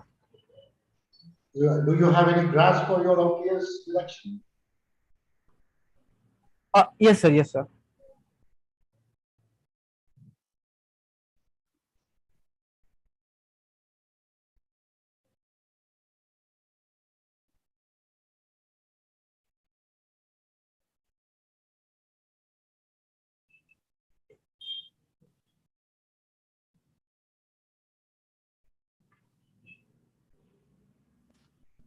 This is for the fraud transactions versus the norm. I mean, the amount versus the fraud transactions, and this is normal transactions. The number of transactions versus the amount, and Okay. Okay. Can you go to your first slide, please? sure, sir. Just a minute, sir. Yes, sir. Okay. Are you a student or may I know your background, please? Sure, sir. I'm a final year student, sir. Like I'm in my last semester. I finished my exams, so I'm waiting for my Last results. semester of what? BTech, sir. BTech in computer engineering. BTech in computer engineering in which college? Presidency University, Bangalore. Presidency University of Bangalore. Excellent. Good job. Okay. Now your co-presenter is also there. No, sir. Actually, Miss Shakira ma'am is my guide. She's a professor at the Presidency University. Okay. Under her guidance, I perform this activity, sir. Okay. So I would recommend you also should use supervisor name, all these things. Okay? Sure, sir. Sure, sir. Presidency University. That would be nice for the participant to see from where you come from. Okay, that's a minor thing. But Yes, moving on to the next slide, please go to the next slide, please. yes. Next, there's one picture, good shot. Okay, so this particular picture, can I take that it was your drawn picture or you have taken it from the web? I've taken it from the web, sir. Okay, so in your presentation, make sure that you make a proper reference to all the pictures, whatever you're presenting. Okay, sir. Because your topic is in fact detection. And when you steal data from the web, is also a sort of plagiarized content. Or if I wanted to, if you wanted me to be a bit harsh, I can use the word fraud also. Okay. So better to use appropriate source from where you have taken all these pictures. Pages. Sure, sir. Sure. And I also suggest that you should include references and proper citations Yes, in sir. your presentation. You have a fantastic research, Abhinash. Yes, sir. Abhishek. Abhishek, sorry, Abhishek. Yes, sir. Abhishek, you have a fantastic research. Your Yes, sir. data is worth going for at least a minimum of 3 to 4 good papers. Okay. So Yes, you sir. have got plenty of data because in your presentation it is not visible. That's the reason why I have been asking to show you some content. Yes, sir. Good job done. Much appreciated. There is also another paper you're going to present, right? Actually, it was the same paper. So I had a minute change in the topic. I mean, the title. Okay. Yes, sir. That So was the. you are presenting one paper. Yes, sir. Yes, sir. So that means the other paper I will remove it. Yes, sir. Okay, good. So now, what is your topic actually? Which one you prefer? The second one, sir. The credit card fraud detection and management with cybersecurity using machine learning. Machine learning. Yes, sir. Yes, sir. Why did you actually need to use the word management there in your topic? Actually, it was a small suggestion given by my guide, sir. Okay. So yeah, so I followed the same, sir. Okay, please just ask her Now you have used a beautiful anomalous detection algorithm. Yes, sir. Just ask her whether the word anomalous detection can also take place in your title. That's my suggestion. Sure, sir. Sure, sir. Okay, you may take it or you may not take it, but it's just a suggestion given to me by me. Yes, sir. Because I can see there is a lot of things done from the perspective of the algorithm which you have used. Yes, sir. Anomalous detection, and that importance has to be captured in your title. That's what is my feeling. Okay, okay. Yes, sir. And if I don't see much of management relevancy in this particular presentation. Yes, sir. Yes, sir. Okay, I don't know because I have to read your entire paper. But anyway, from the presentation point of view, I'm saying. Yes, sir. Yes, job done, Abhishek. Yes, sir. Because my another friend is Abhinash, so that's the reason why I'm getting confused. Yes, yes, no problem, sir. Apologies for that. No problem, sir. No. Okay, so nice for letting us know that you have not presenting another paper. Yes, sir. Okay, good. So we move on to the next presenter. Thanks, Abhinash. Yes, sir. Thank you so much, sir. Your advice means a lot. Thank you so much, sir. You have raised your hand. Hello, Abhishek. Ma'am, your voice is echoing. Yes, ma'am. Wait, let me go. No, the other presenter should. Hello, Abhishek. Am I audible now? You have done wonderful job. Yes, ma'am. My question is that. Yes, ma'am. The thing what you have done is on the vulnerabilities, means threat vulnerabilities. Okay. Yes, so do you have an idea about top 10 vulnerabilities? OWASP vulnerabilities? Top 10 vulnerabilities in credit cards, ma'am. Among any of them, can you where exactly your research belongs to? Like, as you have written a paper. Yes, ma'am. So, what do you think? Which threat actually you are looking towards? I was looking towards the data theft, ma'am. Basically, when you're saving your credentials in the internet, nowadays, like when you install any third-party apps, you just give random permissions to your data. So basically, whatever is stored in the phone, for example, you autofill your passwords, autofill your OTPs without giving permission. So what happens is when you get a message from the credit card company, the hacker is able to access the OTP directly from your phone. So my area is that, ma'am. This is where a lot of people are losing money just by getting the OTPs and then their phone being accessed by someone else just because they are given permissions on third-party apps. So my main focus was that area, ma'am.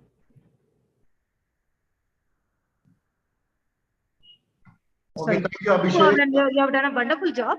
The one thing which I want to even give a suppression on that, the review, whatever you have done for your paper, it must be highlighted as sir even said, Ravi sir, the same thing. I'm going to repeat. Thank you, Abhishek. Thank you so much, ma'am. Thank you so much for your advices, ma'am. Thank you so much. Okay. Abhishek, we move on to the next presenter. Thanks. Sure, sir. Thank you so much, sir. So can we next have Alvin Nishant David?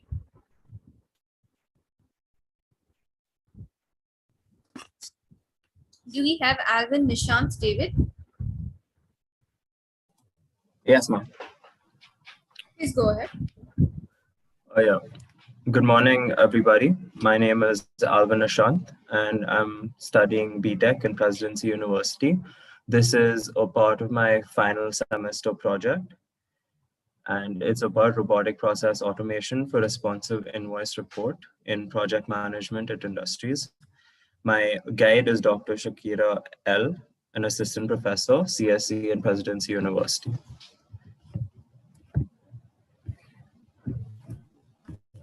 So every IT company has to deal with numerous amounts of invoices coming in every month of the year. This is due to all the expenses and services provided by the company. Therefore, the company needs a systematic approach for sorting and gathering all the invoices and making it easier to reference each invoice if needed in the future.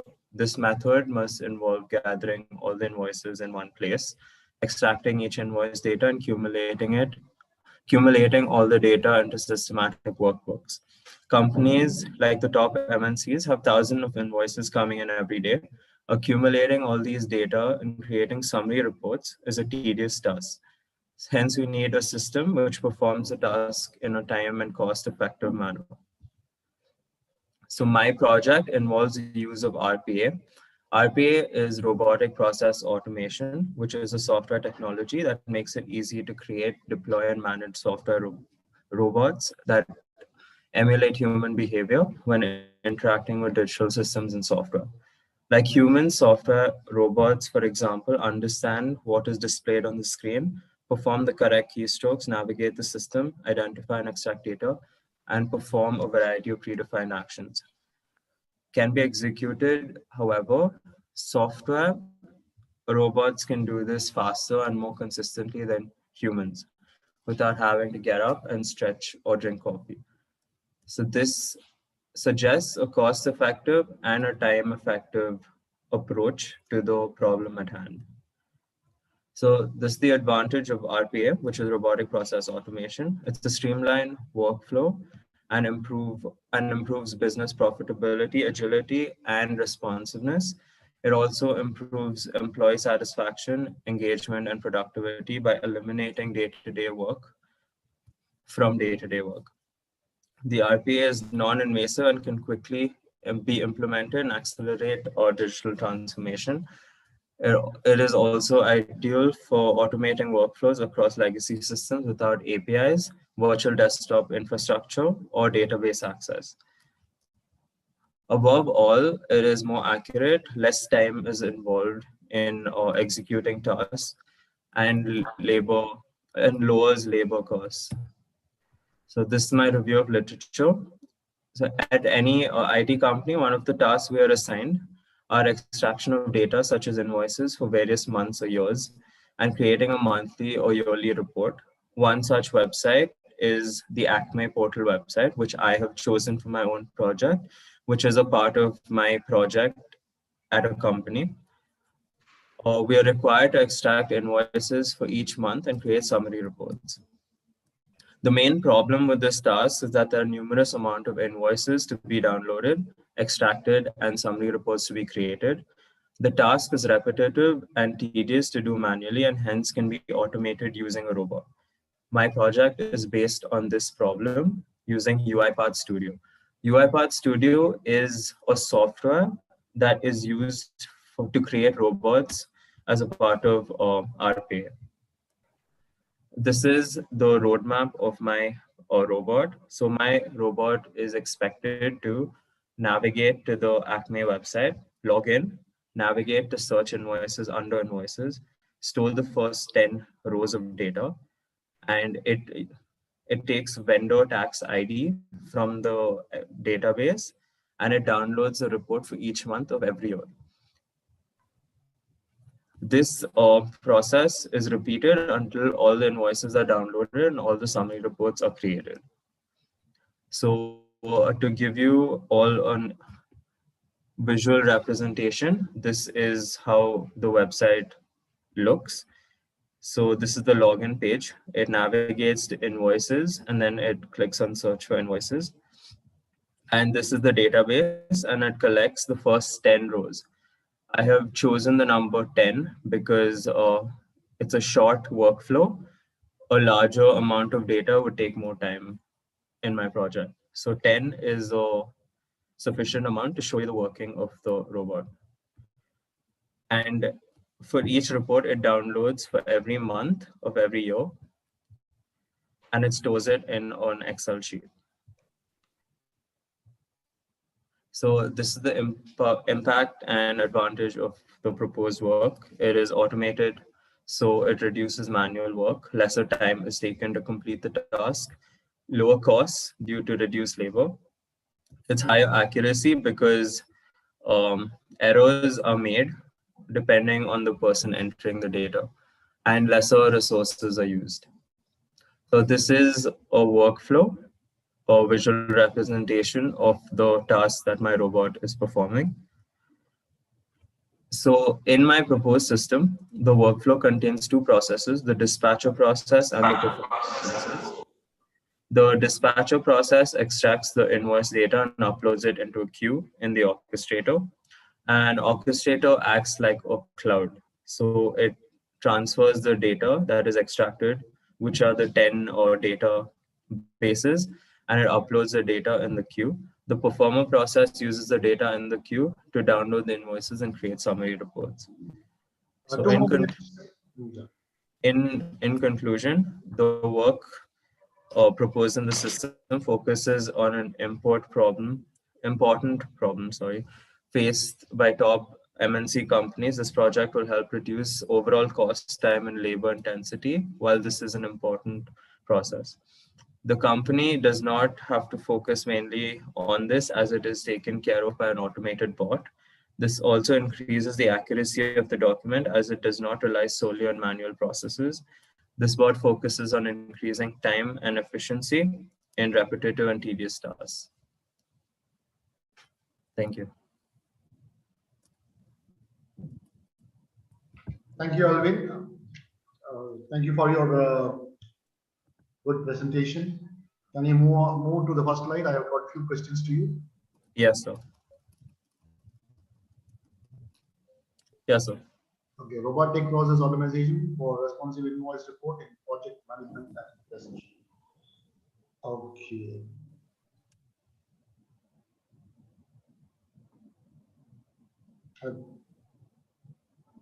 Okay, move on to the third slide, please. Yes, sir. Okay, so once again. Yeah. So you are mentioned here about robotic process automation. Yes, sir. Is it your definition or is it? It's an already existing definition. So it's there's an entire path of work that is in this. You feel like it's a software technology that makes it easy to create, deploy, and manage software robots that emulate human behavior when interacting with digital system and software. Yes, sir. Correct. So is this a definition from your side or taken? No, it's an already existing definition. So where is this definition? This is my understanding of what the technology is. So it should be cited, Alvin, it should be properly cited. Yes, sir. Okay, so that's one suggestion which I would like to give you, because I could not see proper citation because you have been using a lot of content from the web but not cited. For example, I could see this content from mutuallyhuman.com website. And you have to visit and properly cite your presentation. That's one of my suggestions. Yes, sir. Okay, so move on to the next third slide, please. One more.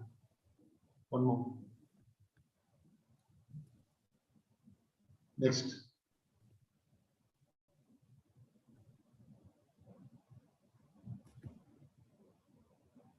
Was it this one, sir? Okay. So this one is an algorithm which you have displayed here?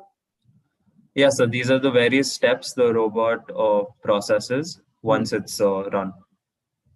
Okay, go ahead. Another 2 slides more.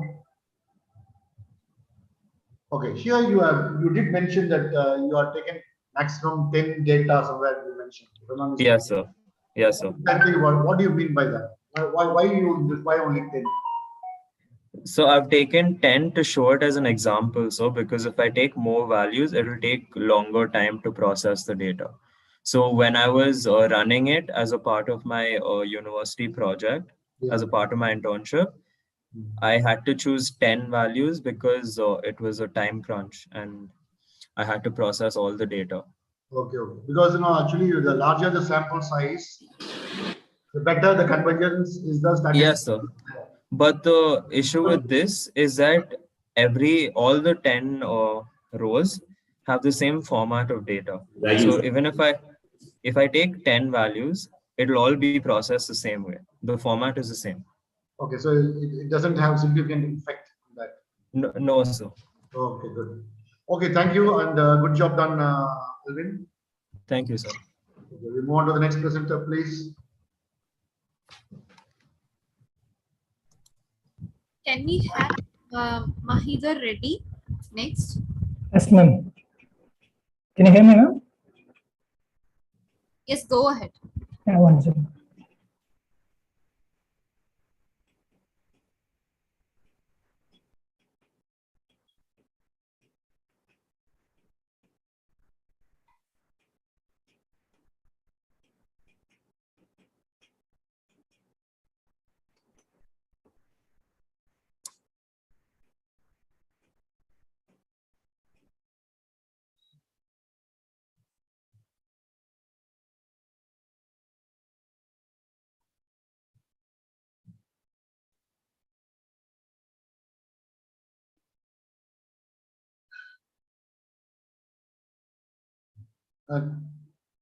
If he's not able to move forward, then we can go to the next. Mahidha Reddy, would you be sharing the screen and going ahead with your presentation? Yes, ma'am. Can you see my screen now? Yes, yes. Yes. Yeah. So, good morning, everyone. I'm Mahidha, doing my BTech in Computer Engineering from Presidency University. For this project, I have been guided by Shakira, our CSC professor from Presidency University. So, my paper is on design of end-to-end hiring management system. So, it creates a talent pool of candidates from which the finest employees for the firm can be chosen. It attracts and empowers a growing number of people to apply for positions inside the business. And also it reduces the quantity of visibly underqualified or overqualified job applicants, which helps to improve the selection process effectiveness. This project will improve recruiting managers process by better understanding the candidate and analyzing their potential. So based on the logic, our project hiring management system assists in arranging the pool of candidates who have applied for a certain position, and it recommends the administrator that the candidate needs to be assigned to the most suited interviewer. The goal of our project is to assist administrators in optimizing the complex hiring process in an efficient manner, making it more usable and allowing for candidate processing, for better candidate processing. So for this project, we have used React.js, SQL, and Spring MVC, and as well as Postman for transferring the data from the backend to the front end. So to begin with, we give admin a login page where they can log in and see if they are already a user, or if they are not a user, they can create a new account. And the admin is routed to the list of domains of job roles. After selecting one of the domains, it directs to a new page and it shows the list of candidates who have applied for the particular job role. To help the admin better understand the candidate, after picking a candidate, it redirects the page to a new page with further information and collection of questionnaires that the admin must completely by doing one on a phone interview and filling out the entire questionnaire form. So these are the methodologies that we have followed during this project. First, to determine the hiring requirements, next to make job descriptions, and to create a strategic approach. After that, applications are screened and shortlisted. After that process, interview should be conducted, and if the admin satisfies with the requirements, he'll make the offer to the candidate. So this is the database design which we have used for the project. We have collected these much of details from the candidates, like their skills, location, their expected CTC, and their work experiences, and so on and so on. Moving on to my project implementation. Once the application starts, the new user can register themselves in the portal, or the existing, if the user is an existing user, he can directly log into the registration page. So the next one is the login page. If the user or admin already has registered and has the proper credentials, he can directly log into this portal. Once the admin logs into the portal, he can see a job description page where the admin can see the job roles, and below the job descriptions, there will be a hide button. Once the admin clicks on it, it will directly take to the next page, which is the candidates list. In this job description space, there will be a job roles where students can apply for, where the students can apply based on their interests. So once if the admin wants to hire for Android developer, he can click on the Android developer option. Once he clicks on that, it will take to the candidates page where it will show the admin who and all have applied for this Android developer role. And the admin can see the set of candidates who have applied. And if the admin finds that a particular person is fit for the role, he can click on the next option. And if the admin doesn't satisfy with the requirements, he can just delete the candidate's profile. And if the admin satisfies with the requirements, he can click on the next page and it will directly take to the questionnaire page. It will take the admin to the questionnaire page where there will be a set of questions which the admin has to ask the candidate on a phone call. Based on the answers he got from the candidate, the admin can decide whether he's fit for the role or not. And if he thinks he's fit for the role, the admin can assign the candidate to this position. And after this questionnaire is done, the admin satisfies with the candidate information. The admin can assign an interview based on the interviewer availability. And that concludes the application portal. So coming to the conclusion, we have created this project with the goal of making the hiring process more efficient. The goal of our project is to employ candidates by mapping suitable interviewer using the established logic. And our sole goal is to provide a trouble-free hiring process by thoroughly knowing the candidates and the company's requirements. That's all from my side, sir. Thank you. And by the way, these are the references that have been considered for this project. Thank you, sir. Thank you, everyone. Thank you, Alampati. Yes, Reddy. You can go on to the first slide, please. Yes, sure, sir. Yes, sir.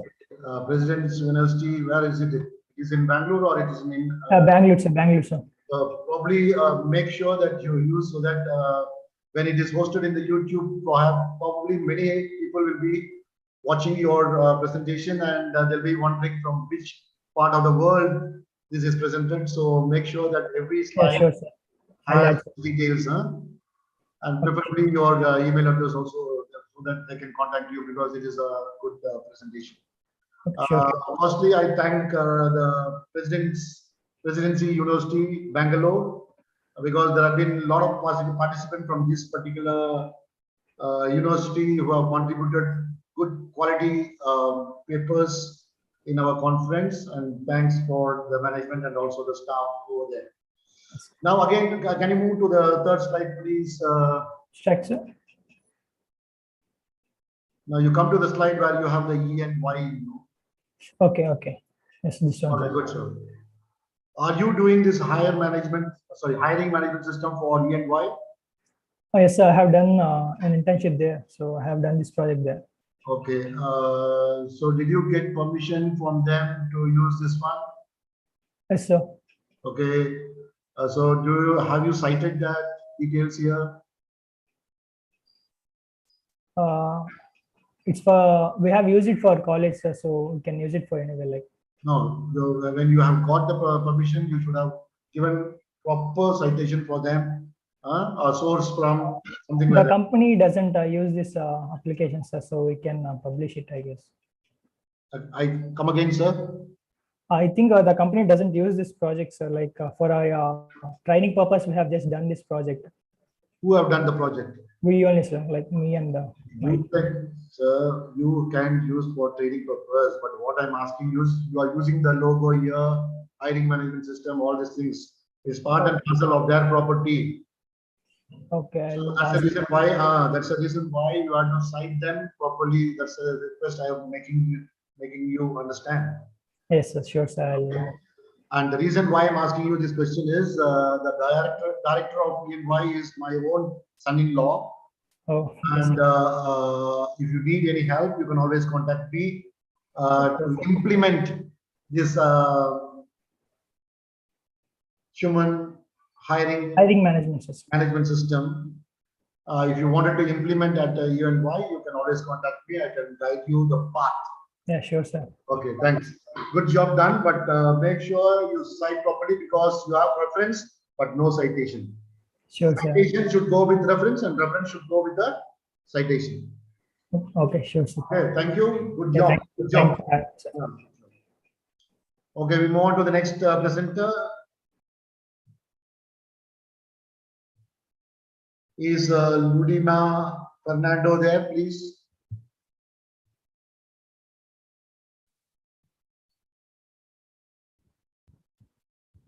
Ludima Fernando. Can we have Ludima Fernando, please?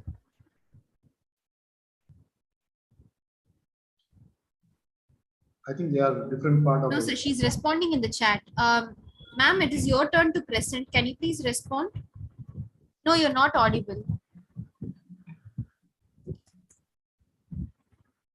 I think she's from outside India, is it?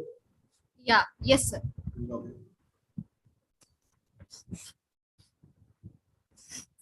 Ms. Fernando, as you're sorting your audio issues, we'll move on to the next presenter. In the meanwhile, can we have Jyotirmoy Banerjee? Do we have Jyotirmoy Banerjee?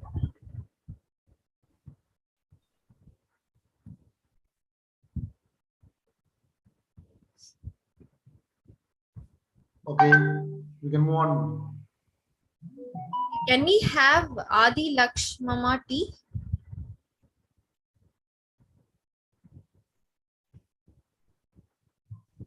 I think they have alternative presenter because they are from college, so we can move forward. Again, they'll join us.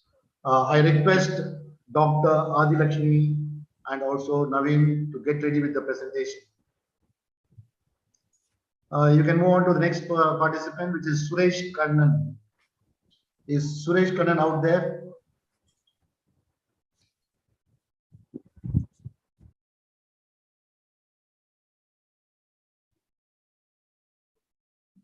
Do we have Suresh Kannan? No, Ludima Fernando is trying to present. Can we have Mogaluru Venkata Shravanya?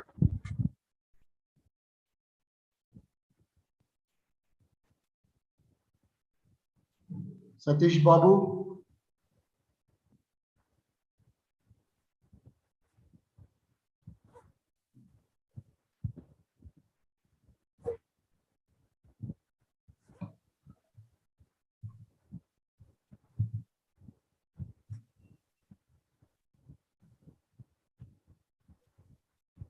Do we have Satish? And also Bindu is there, no? Bindu. Yes, ma'am. Yes. Yes, sir.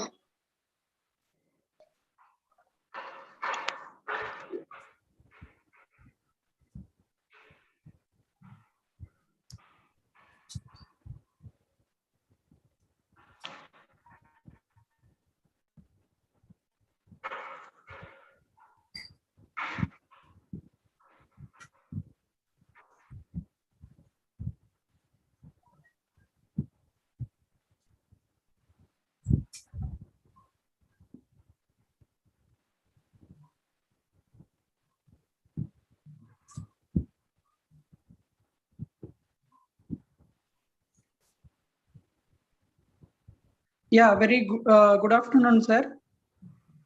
Yes, good afternoon. Yeah. Sir, screen is visible, sir. Yes, it is visible. Yeah. Sir, I am Satish, external part-time scholar in Annamalai University. Presently, I'm third year. Doing research in Annamalai University. As well as presently, I'm working as assistant professor in Siddharth Institute of Engineering and Technology, which is located in Andhra Pradesh. I have completed my UG degree in Anna University and PG degree in JNTA Anantapur. So totally, I am having 7 years of teaching experience. So today, I am going to present a paper titled on Deep Ensemble Model for Retinal Disorder Detection using OCT images. So mainly that is OCT. OCT is nothing but optical coherence tomography. So OCT plays a vital role in retinal screening, thereby diagnosing the retinal disorders well in advance to avoid huge loss. So for that, the traditional screening methods have the drawback of consuming more time due to annotations. To overcome these issues, a deep ensemble model. The screen is visible, sir.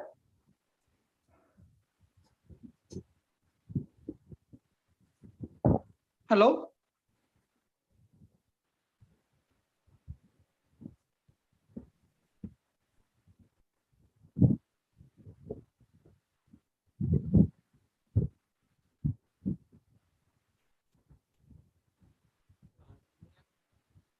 Sir, screen is visible, sir.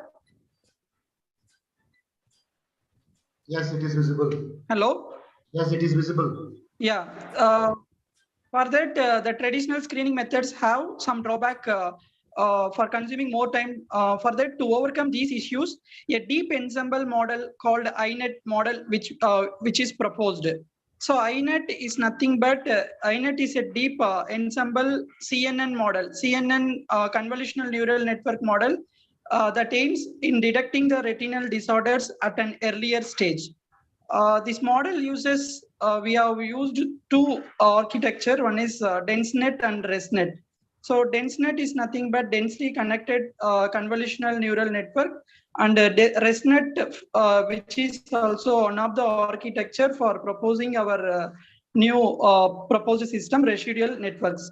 So here for that, for using this, accuracy will be measured in the form of that is accuracy, precision, recall, and the F1 score. These are all the parameters. So for that, retinal disorders is nothing but among patients may result in loss of vision or blindness. These disorders can be identified from OCT images. So for that, OCT plays a vital role for diagnosing the retinal disorder well in advance to avoid the huge loss. So here we have some of the examples of macular degeneration. So which is nothing but a disease that reduces sharp central vision. So next, retinal detachment, which is an emergency in which the retina is pulled away from the back of the eye. So next is retinoblastoma, so which is a retinal cancer common in young children. So next one is macular pucker, so which is a scar tissue present on the macula. So next one is macular hole, a small break in the macula that usually happens to people over 60. That is here OCT imaging, that is here OCT imaging means we are using the technology that is called advanced rapidly. We are using that is ophthalmology. So we are using the technique called that is for taking the images, we are using the OCT images. So for that, here we have an that is Enphase OCT is an visualization approach that has considerably progressed due to the technical progression in OCT technology. So for that, here we have the main contribution of this paper is so to detect retinal disorders using retinal OCT images through deep learning algorithm. And another one is the objective of this is to design and evaluate an established and adaptive architecture.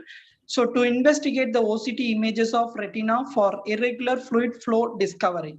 The third objective is to construct an ensemble architecture that can adapt itself to test new OCT images with poor resolution. So these are all the three contributions of our proposed paper. So I have searched some papers for the literature survey. So in this paper, the first one is sparse GAN. So sparse, that is, we can call large scale labeled data is essential for training, and also the training may be restricted to only few diseases. So for that, I am going to proposing a new that is architecture called sparse GAN. So which is generative adversarial network for diagnosing disorders. This model uses only the healthy data for the training phase.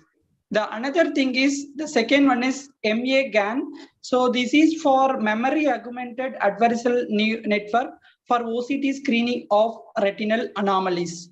So the third one is CNN STSF, that is for fully automating the segmentation.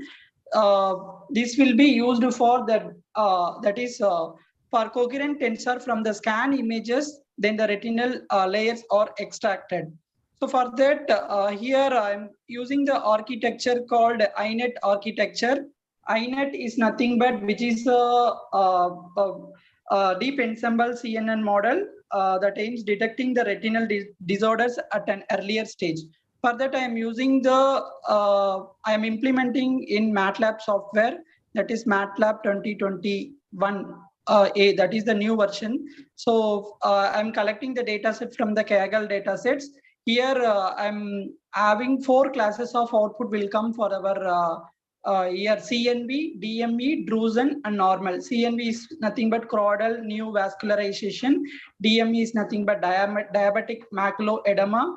So then third classes of output drusen, and fourth one is normal. So for that, here what I should do is first I'm the pre-processing. For that pre-processing, I am going to use the Gaussian filter. So here I am going to use the 3 parameter resizing, data augmentation, and the normalization. After that segmentation, I am going to use the adaptive region-based segmentation. Then I am going to apply the classification. For that, I am using the RET architecture. So here the proposed that is to develop a deep learning method for detecting the retinal disorders at an earlier period from OCT images to improve the classification accuracy by using the ensemble framework. So this is our results and discussions for this. I mean, totally we have that many images, that is that is 39010 brightness images from the different classification of the cases. So 269 for AMD cases, 10 for DME cases, and 115 for normal people. So here, this is the proposed model is evaluated and compared with the accuracy.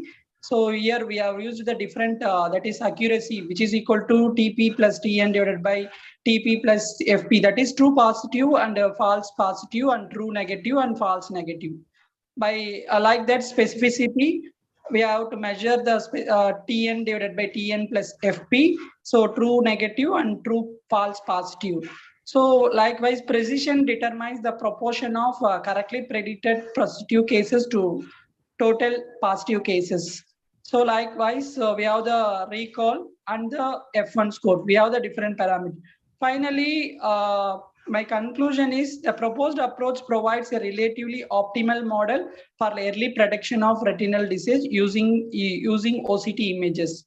So for our conclusion is for providing the more accuracy for this proposed model, good accuracy when compared to the other models. Thank you, sir. Partner. Yeah, hello.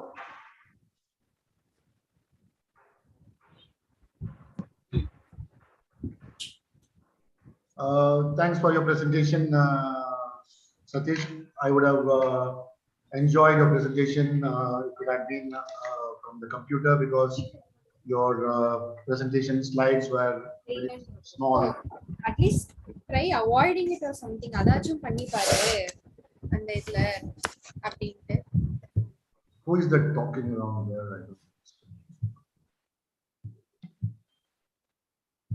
Thank you, sir. Wait a minute, please.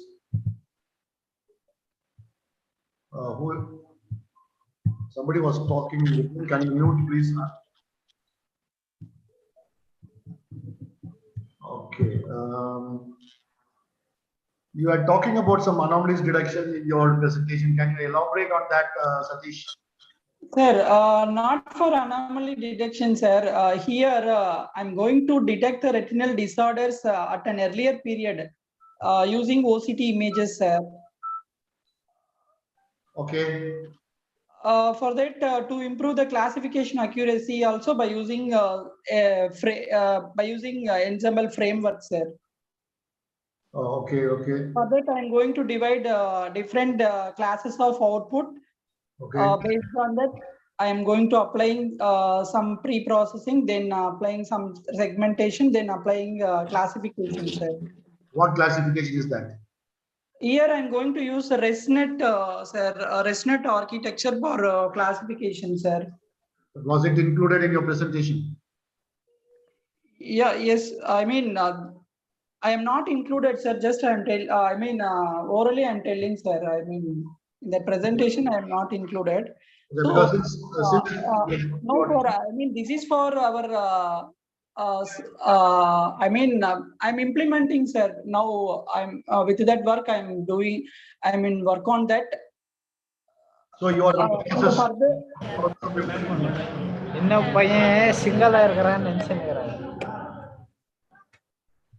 You are in the process of implementing. Yeah, yes, sir. Yes, sir. After that, I will. I mean, I'm one more. I am publishing in that Scopus indexed journal, sir. I'm doing. I mean, implementing the process will be going on. Okay. So this is your preliminary findings. Yeah. Yes, sir. Yes, sir. Yes, sir. Okay. Thank you. Thank you for your presentation. Good job done, Satish. Thank you, sir. Okay. Thank you, sir. We move on to the next presenter, and can I have support from IFERP to mute other audience who are disturbing the presentation, to mute other audience.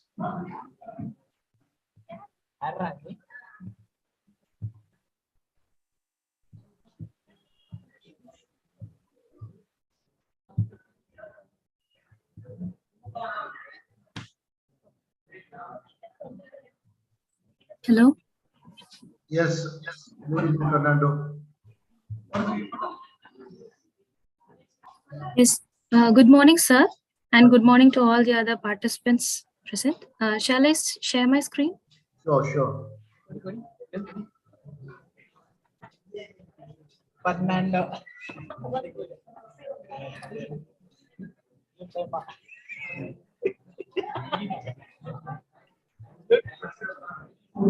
Shall I start, sir? Yes, you can present. Yes. So my topic is about convolutional neural networks. And this is about recognizing emotions and characterizing them, whether it is positive or negative. So the novel idea is that... This is not visible. Excuse me, sir. Sorry.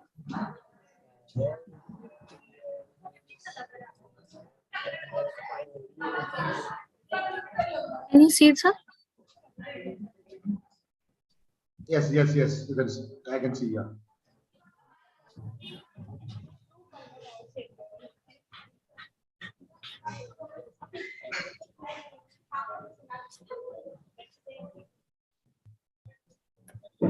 Yes. You can start presenting. Yes, sir. So my topic is about a convolutional neural network that is for recognizing and the presentation mode, madam. It's in the presentation mode only, sir. But in my screen. No. It's not. Just a minute. Let me check. Because I can see all the slides out there. Oh. Please give me a minute, sir. Yeah. Let me check.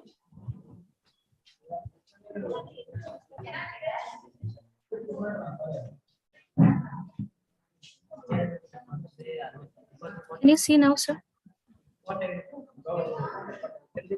Go ahead.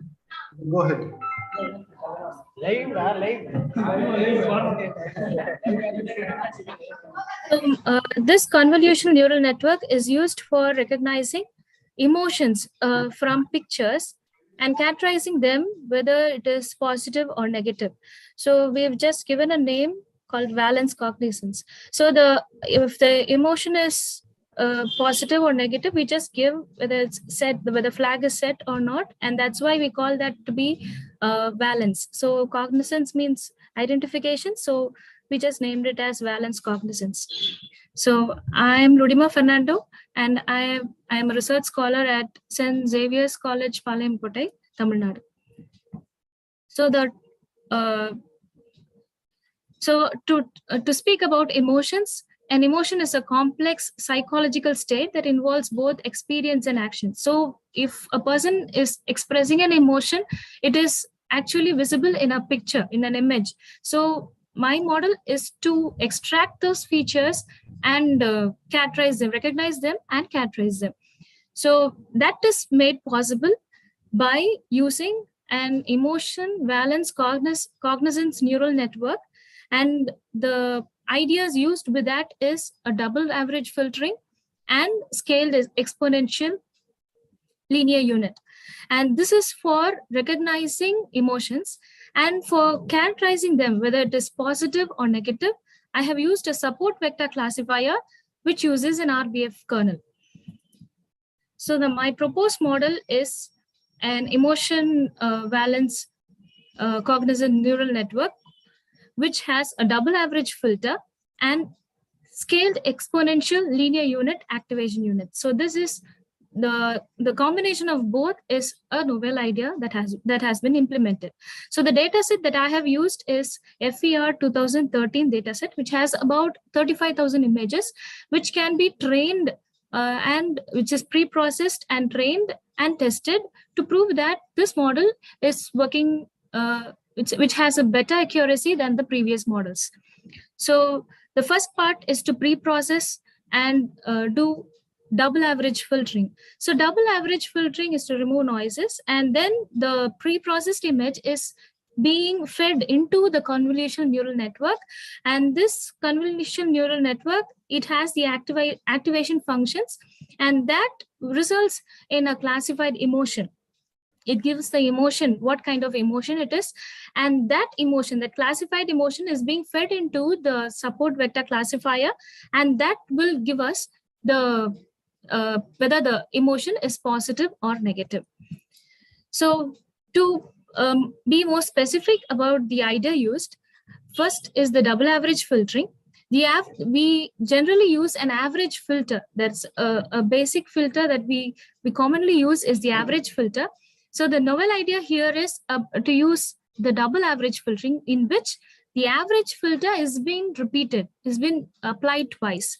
So before double average filtering, the values for the image, this image represents fear. This emotion in the image is fear.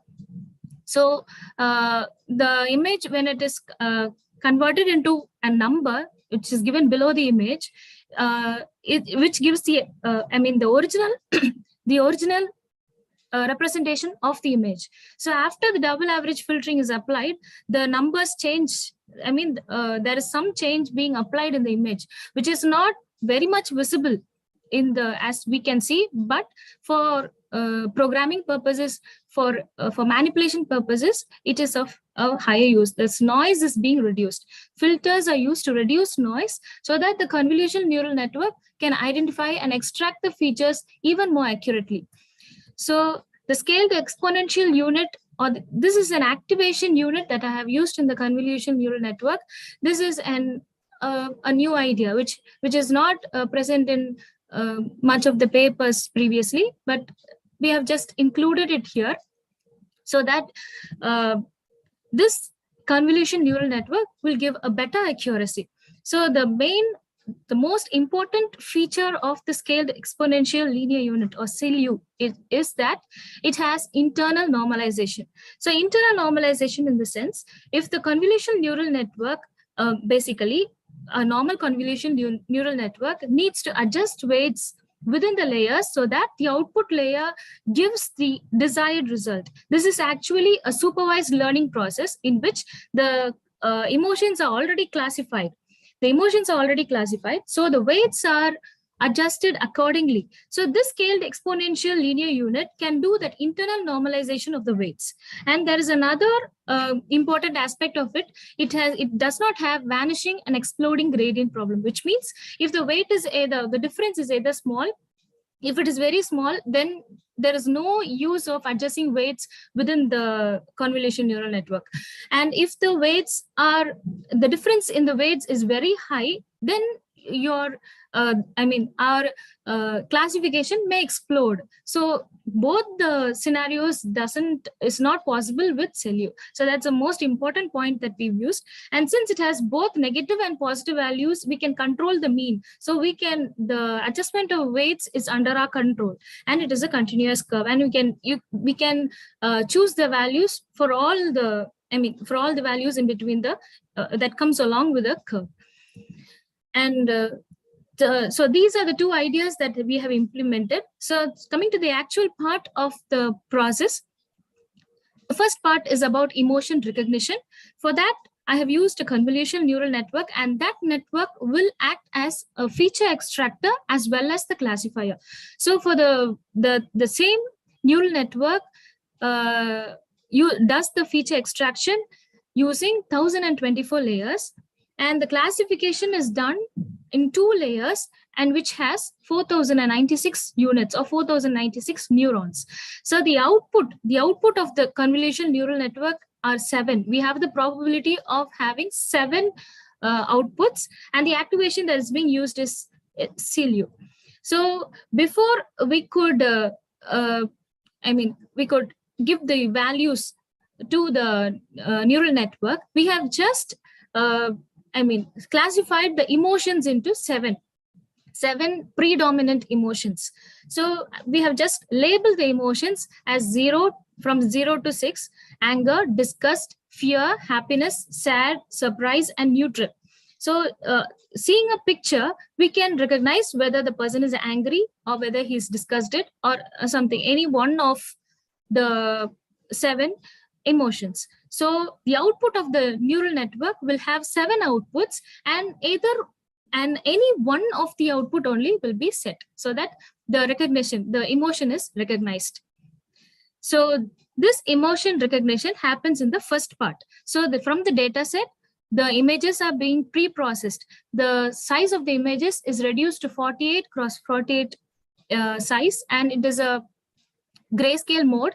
And then we apply the double average filtering, and then again it is pre-processed because the result will be in BGR format, and then we just convert it into RGB. Then we give it to the convolutional neural network, and there the feature extraction takes place. Then there we do the activation and pooling, and we do max pooling to reduce the size, and we use padding so that the corners of the images are included. And we also flatten it so that we get all the combined results, and the final output will be the emotion is recognized. There's any one of the 7 emotions, there is any one of the unit, the output is set, it becomes 1. When it becomes 1, we conclude that is the emotion of the person in the picture. So the second part is to recognize the valence of the emotion. So to recognize the valence of the emotion, we again give another CSV file, that is another file where we again label the emotions as negative and positive. So for the project, we have taken that the happiness, all the happy emotions like happiness, surprise, that as 1, and the remaining sad, disgust, anger as 0. Since neutral can be anything, it can be either positive or negative. So we have just added it to the positive side. So that also is considered as a positive emotion. And that classification is done by an RBF kernel based classification in a support vector classifier. So that classifier will recognize whether will give the output whether it is 0 or 1, whether the recognized emotion is negative or positive. So the conclusion is that the double average filtering along with the CELU in a CNN model, the convolution neural network model, is a novel idea. The whole is a data mining process of extracting the images, the features from a picture, and then recognizing it. So the whole from the whole process, the double average filtering along with the CELU unit, using the CELU activation unit, is a novel idea. So CELU is relatively new and it has to be explored more. So the accuracy that we have calculated is during generally in a convolution neural network, the training accuracy is actually higher than the testing accuracy.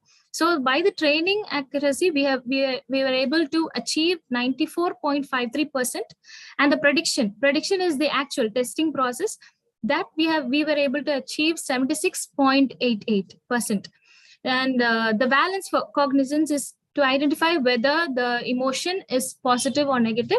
That was 100% accuracy, because from the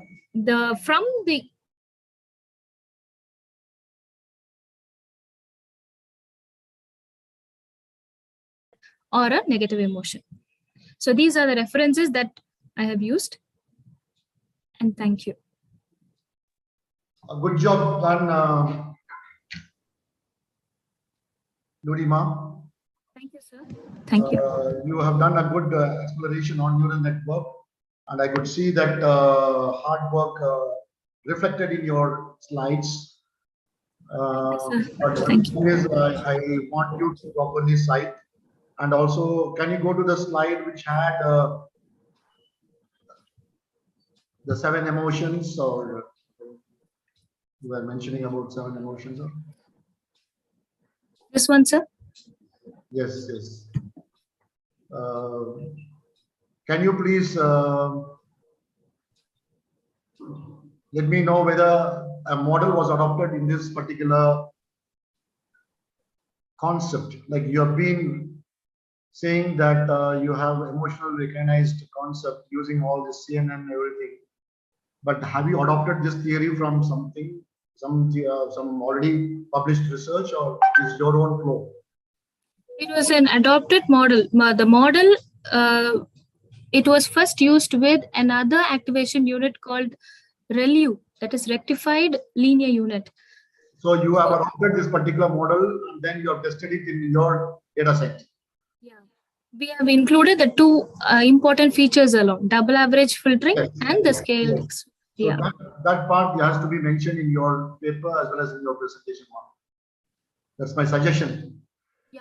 Okay, sir. Sure, sir. Because the original contributor needs to be recognized, as well as you are mentioning that the emotion is emotion 0, 1, 2, 3, up to 6 emotions you have identified. Yes. This is from that model adopted, or it is your own derivation? This is from that model adopted only, sir. So that's the reason why you have to definitely mention that in your presentation as well as in your paper. Yeah, sure, sir. Sure. Excellent, excellent presentation. Well done. You have got a lot of papers from this particular research.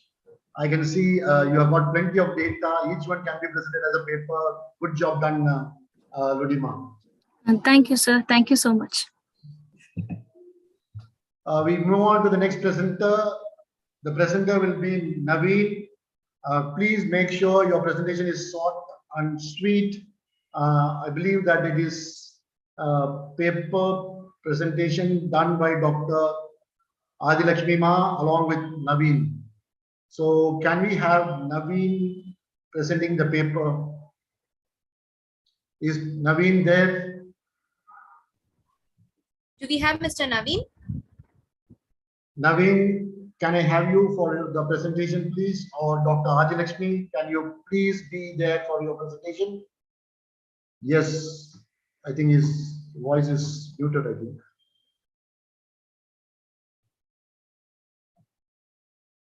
Naveen, can you unmute because your audio is not clear?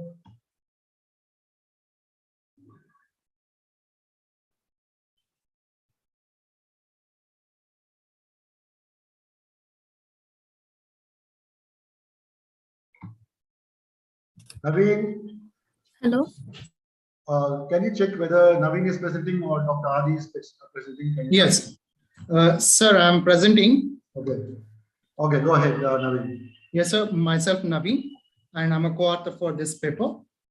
Paper name is A Review on Smart Classes and its Effectiveness on Secondary School Students. Could you please go to the presentation mode? Yeah, okay, sir.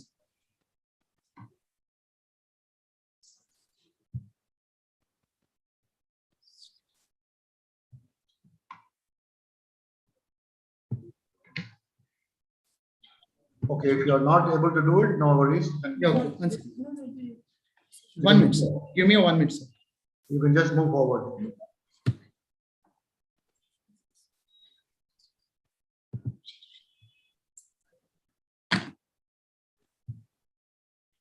Yes, sir. Now it is visible. Excellent, Naveen. Go ahead. Yeah, okay, sir. Thank you.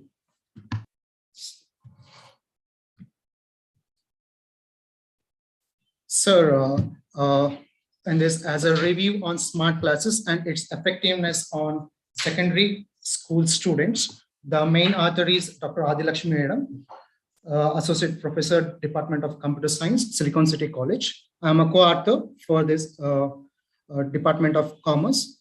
And abstract is smart classrooms are the new trending topics in the higher education system. In this process, incorporation of the technological advancement has been seen. Smart classrooms incorporate computers and the internet in the primary segment on the other hand. The use of audiovisual in some of the other characteristics of the system, the kind of incorporation helps the students in achieving a concentration level high so that they can enhance the grasping and understanding power. Apart from this, smart class encourages the students to be more interactive with each other and also with the teacher, which is necessary for secondary education due to its course of the era. And keywords: smart classrooms, secondary school students, online classes, digital media.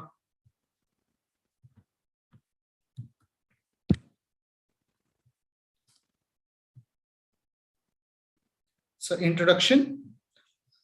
A smart class can be considered a classroom where the teaching and learning process is gone through with the aid of technological advancement. These classrooms use digital technology like various audio and visuals which enhance the learning process.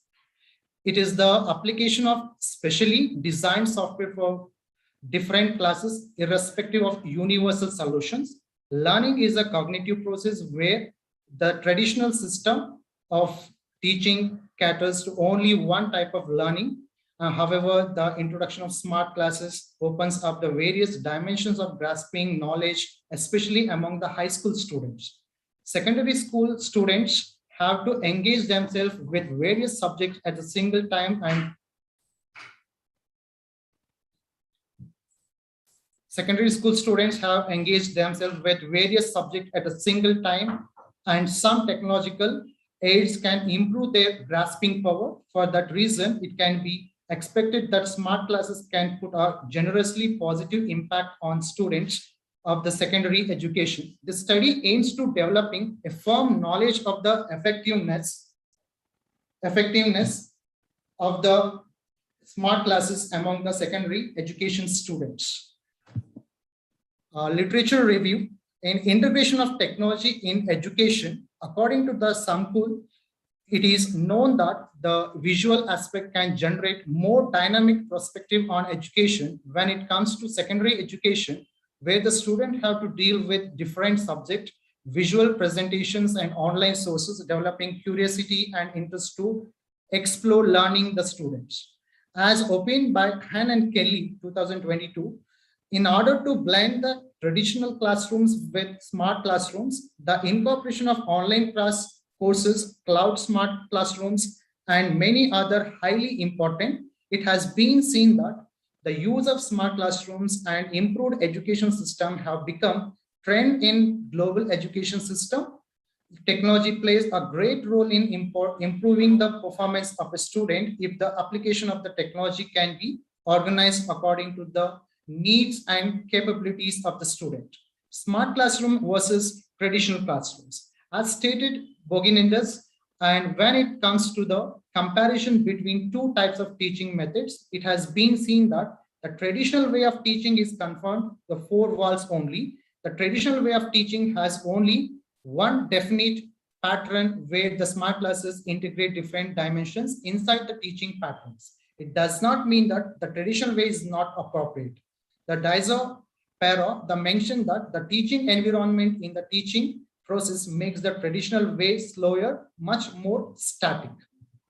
And effects of classroom among the school students is that here, the incorporation of the advanced level of smart classrooms create major benefit for the secondary school students.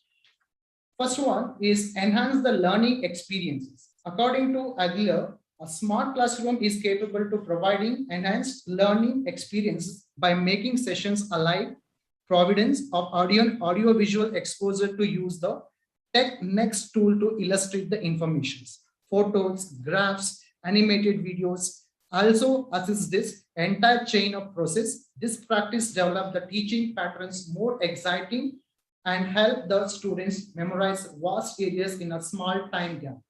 And another one is interactive learning experiences. As per the view of Xing and Shengeng, the smart classes contain model management system where the teacher engages with students with media and explains the whole topic with the help of special effects and graphical presentations. It facilitates communications levels among the students and teachers. It also performance boosting solutions as the teacher is able to monitor each student through this in this process.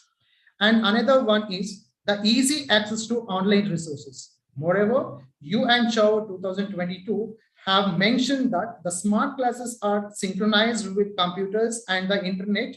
It helps the students to get easy access online sources. Not only have that teachers can explain the topic on a practical basis with the help of practical examples found on the internet.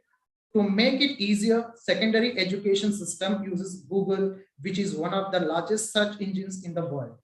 And time-saving technology. The students generally takes notes from the class, and in order to do so, something they cannot put attention to the ongoing lectures. However, Campbell has mentioned that in smart classes in the lecturers' notes and presentation that can be provided directly to the students, all of these are soft copies. And then eco-friendly. Apart from this direct effectiveness, smart class focus on environmental stability as the classes use digital way of teaching. Naveen, your presentation is not moving. I could not see. Yeah, okay. So this is that one is not mentioned PPT. The main points are mentioned in the PPT, sir. Okay, you can go ahead with the other PPT slides, please. Yes, sir. Objective is that developing a firm knowledge, time-saving technology, eco-friendly, and increasing productivity, highly effective, and motivate the students. Here we can give the real-life example while teaching the students, and it motivates the students. And then objective of this study is that developing a firm knowledge of the effectiveness of the smart classes among the secondary education. And then the methodology we use here, the section is related to the understanding of the procedure that has been used to gather the data regarding the effectiveness of the smart classrooms in secondary education. This section is also associated with the analytical methodology, descriptive, and tools. The study gathers information from the Web of Science database related to the study of application of smart academics. The analysis is highly concentrating on the noteworthy amount of smart academic related research publications aimed 2015 to 2021. The Web of Science is popularly for its diverse research materials and a large number of abstract database. The main searching method that has been used in related to the Boolean syntax method. It helps the researcher to responses, brochures, and uniting keywords and different operative Boolean,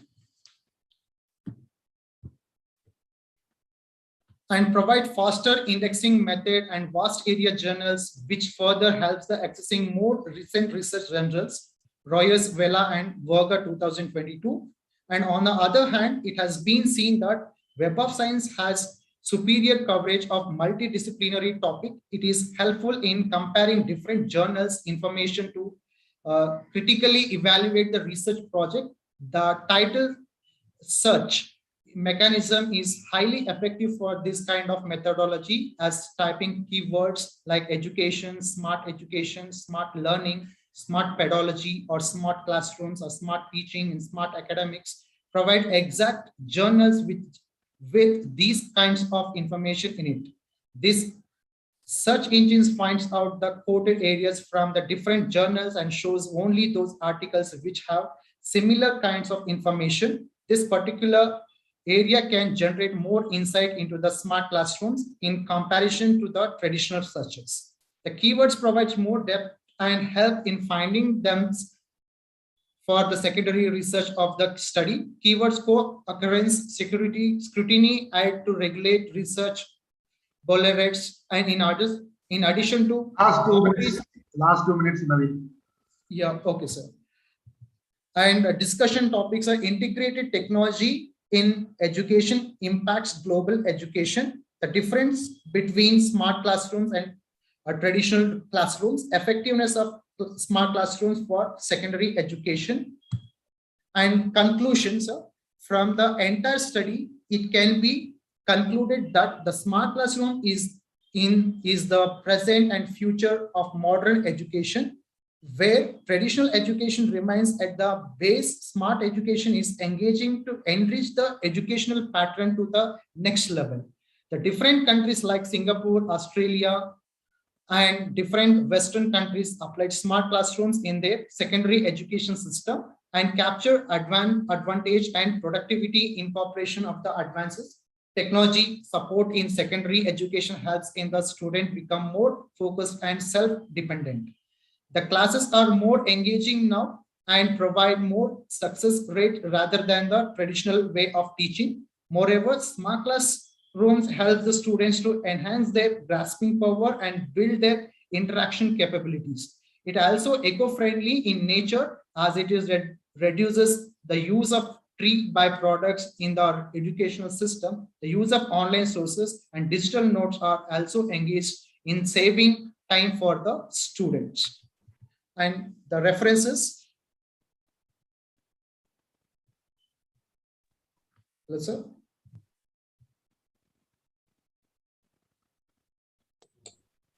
So thank you, sir. Thanks, Naveen. Thanks for your presentation. Thank you, sir. Can we move on to the next presenter, please?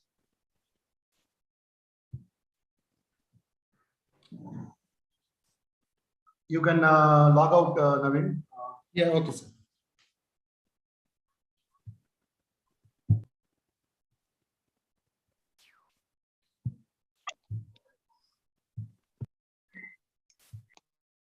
Okay, any other presenters out there? If not, we can go to the. Yes, sir. So Bindu J here. Yeah. Sir, can you hear me? Yes, yes, ma'am. Oh, yes, sir. I will share this.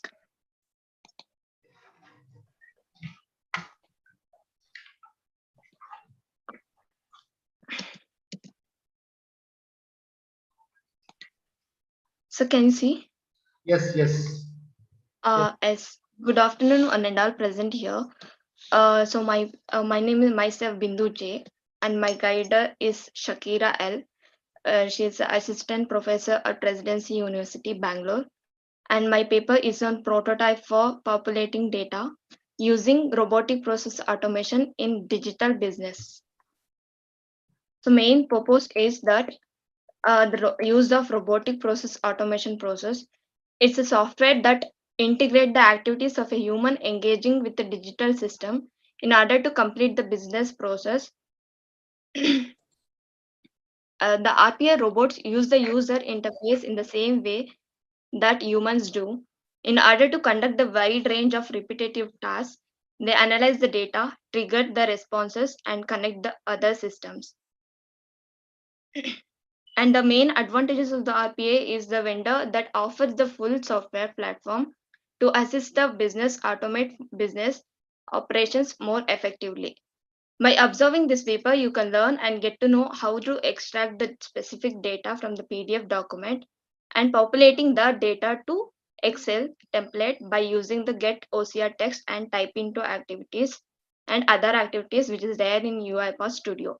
UiPath Studio is this tool which used to perform the robotic process automation. The main objective of this project is to use of RPA process, and then the result of this process is to populating data from the invoice PDF to Excel file. This is the workflow. First, it will start with the process, and then it will read for the range of the Excel file of the particular month names, and then it will fetch for the PDF file name, which is of month name only. And then if the PDF file name is equal to hyphen, then it will fetch for the PDF. It will go inside that PDF and it will fetch for the data like taxable amounts and sales amounts. And then the fetch data will be stored in the data table. And for the each data table, for the each data, it will check for the the month name which is present in the Excel file. If that both are equals, then it will the resulted value will be stored in a Boolean value. If that condition is satisfied, then it will take the taxable amount and then it will populate that data into the Excel. Firstly, it will read, as I said, as I explained, this is the explanation. This is the input PDF file. I'm fetching this, this 1A taxable amount and 4, 1B, G1 and W. These are the values I'm fetching. And this is the Excel file template. These are the months. If the file name of month is equal to this file, this month, then it will fetch in the particular column. It populate that particular column. This is the working codes which I used to.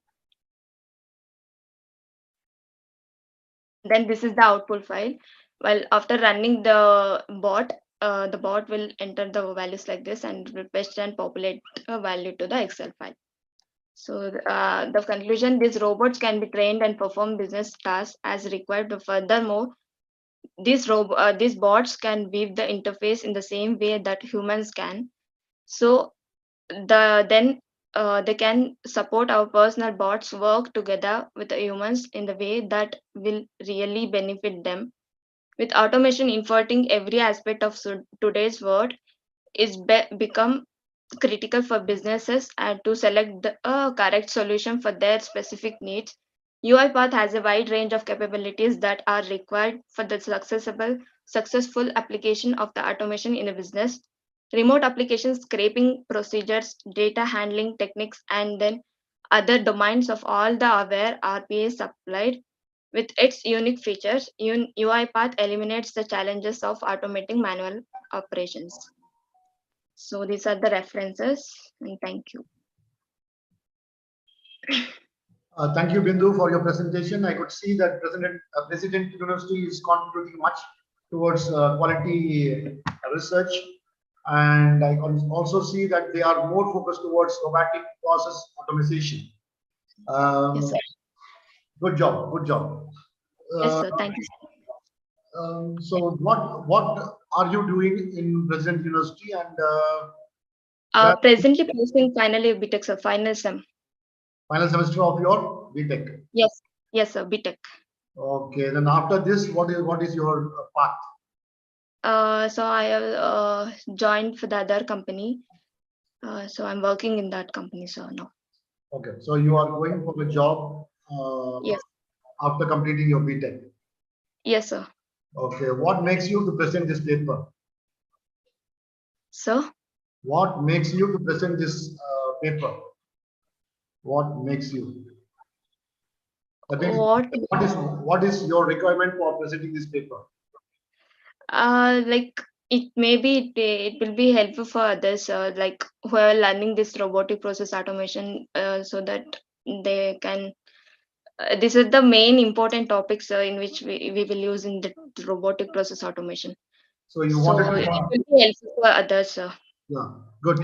So you intend to present your paper so that it can contribute to the society?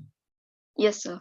Okay, in that case, make sure that your paper is published in proper journals. Okay. That will reach more larger audience. That's one thing. The second thing is your reference. That should be updated to proper citation. Yes, sir. Okay, so that's the only thing which I have some suggestions for you. Good job done. Good job done. Keep moving with your presentations and publications. Yes, sir. Thank you, sir. Good job. Thank you. So can we move on to the last presenter, or can we move on to the next session, please?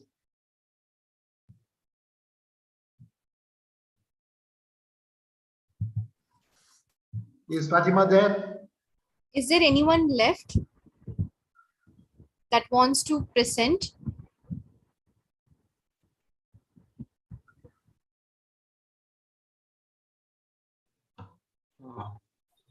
I think somebody. Good afternoon, ma'am. Good afternoon, sir. Yeah. Hello. Yes, we are here. Yes, sir. I'm Chaitanya, sir. Can I start sharing my screen? Of course, you can go. The Yes, time is 10 minutes for you. The time allocation. So make sure. Okay, sir. Okay. Presentation is short and sweet. Okay, sir. Just a minute.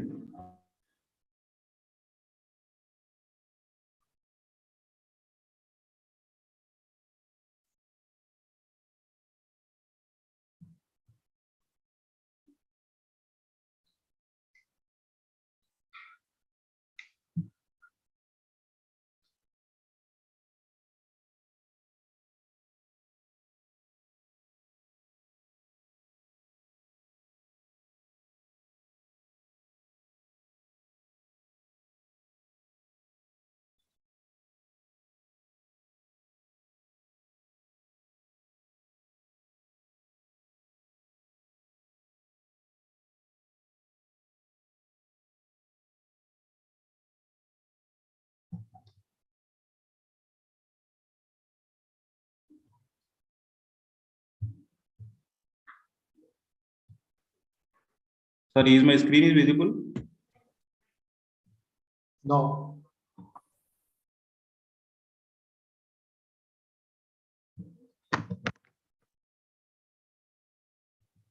Yes, go ahead. Yes. Good afternoon, sir. Good afternoon, ma'am. Myself, Chaitanya. I am from Presidency University. I am currently doing a project based on. Presentation mode, please. Yes.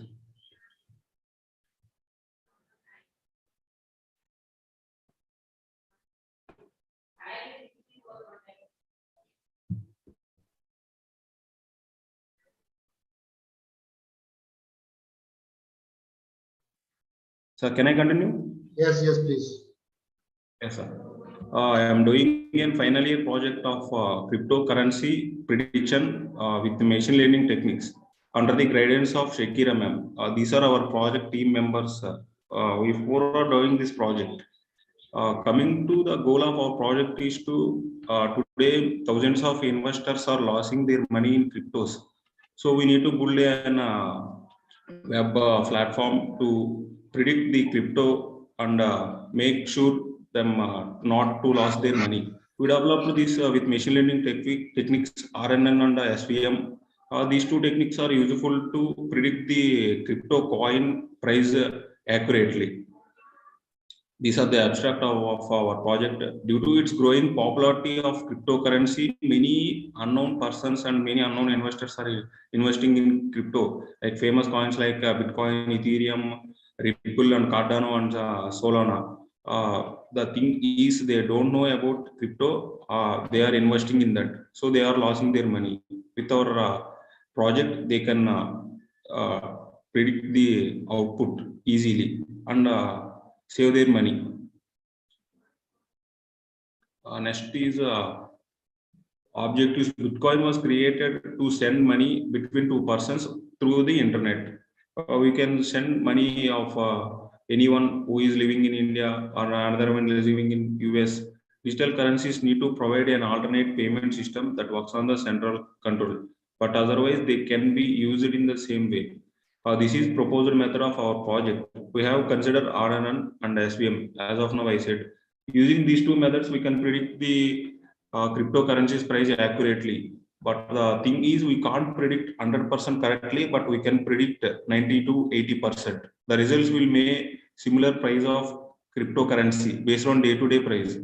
In analyzing, it allows to select a whole file at locates and get the accuracy. It may use full to the user. There are many methods like user should log into our page and predict the coin with us. This is the architecture diagram of our project. Our project should be running basic hardware requirements like minimum laptop with 4 GB RAMs and etc. These are the outputs of our project. This is the main screen when we enter through our project. It will ask cryptocurrency like Bitcoin, etc. from start date to end date. After selecting date between these two dates, we can predict coin. User should know how it working.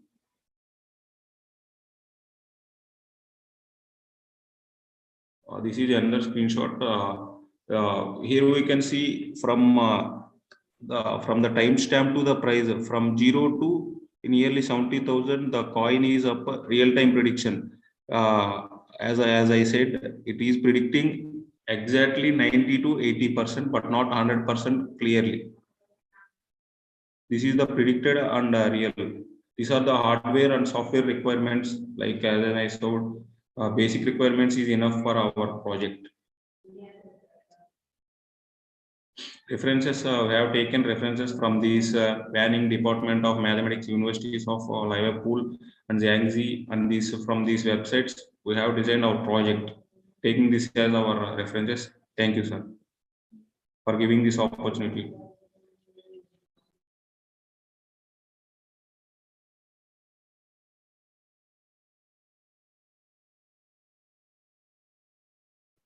Thank you, Chaitanya. And let us move on to the next session, please. So we are done with all the presenters that we've had, and the next week we'll be starting the valedictory function. So we'll be taking a 5-minute break to gather all the awardees.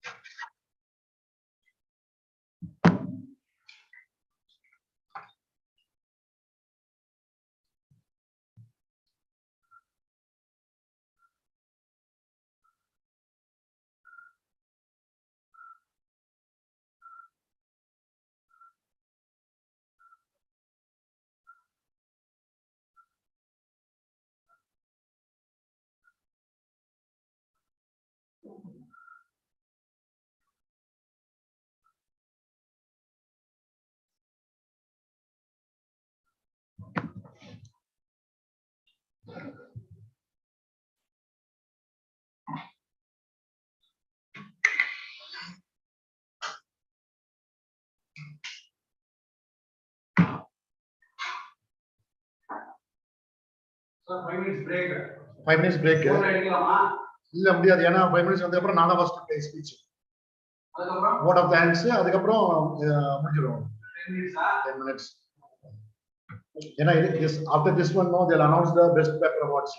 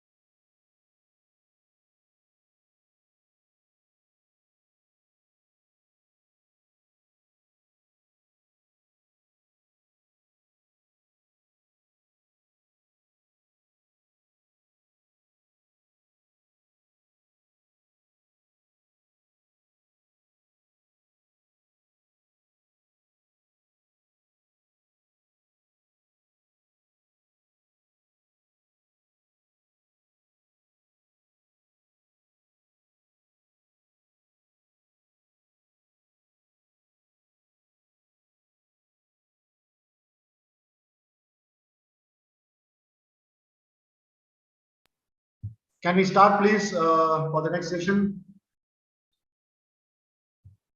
Fatima, are you out there? Yes, sir. We are just starting. 2 minutes, sir. 2 minutes. Yeah. Sure.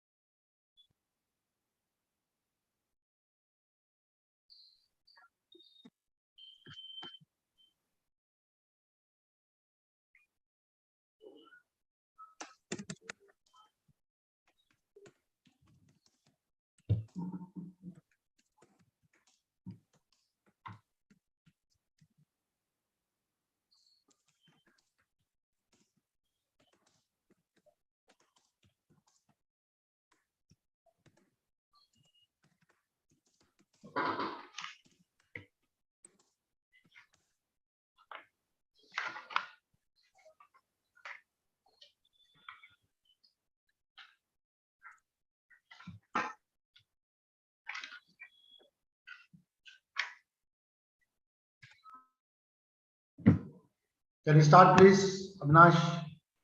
Yes, sir. We are just starting now. Yeah. So, welcome back, everyone. And I'm going to be announcing the best paper awards. So for session 1 that happened yesterday, for technical session 1, the best paper award goes to Dr. V. Kaushik. So once again, the session 1 paper, best paper award goes to Dr. V. Kaushik. And for session 2, the best paper goes to Miss Gajapriya paper. The session 2 best paper goes to Miss Gajapriya. And the session 3 best paper goes to Abhishek. In session 3, the best paper goes to Mr. Abhishek. So I will repeat once again. From session 1, the best paper awardee is Dr. V. Kaushik. From session 2, the best paper awardee is Ms. Gajapriya. And from session 3, the best paper awardee is Mr. Abhishek. A round of applause for the best paper winners.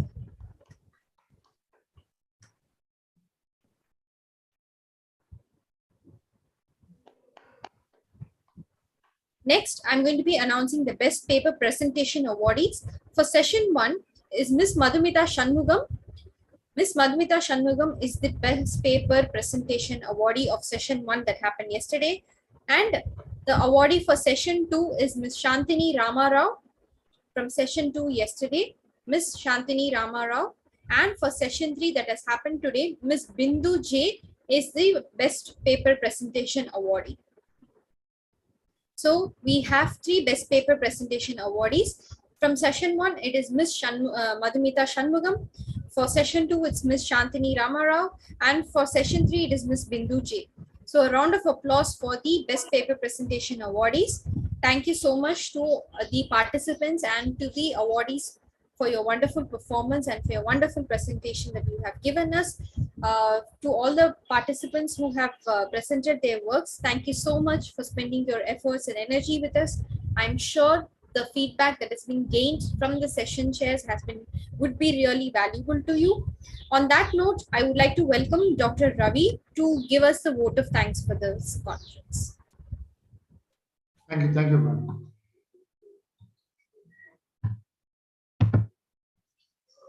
Good afternoon. On behalf of Silicon City College and IFERP, I thank all the participants who had participated in this 2-day international conference, Lasmcer 2022. Without you guys, this would have never been possible for the success of this conference. 50 more papers have been presented successfully in these 2 days. Special thanks goes to our beloved chairman, Dr. H.M. Chandrasekhar, and Director H.M. Mukunda for being with us and initiating this 2-day first international conference, Lasmcer 2022.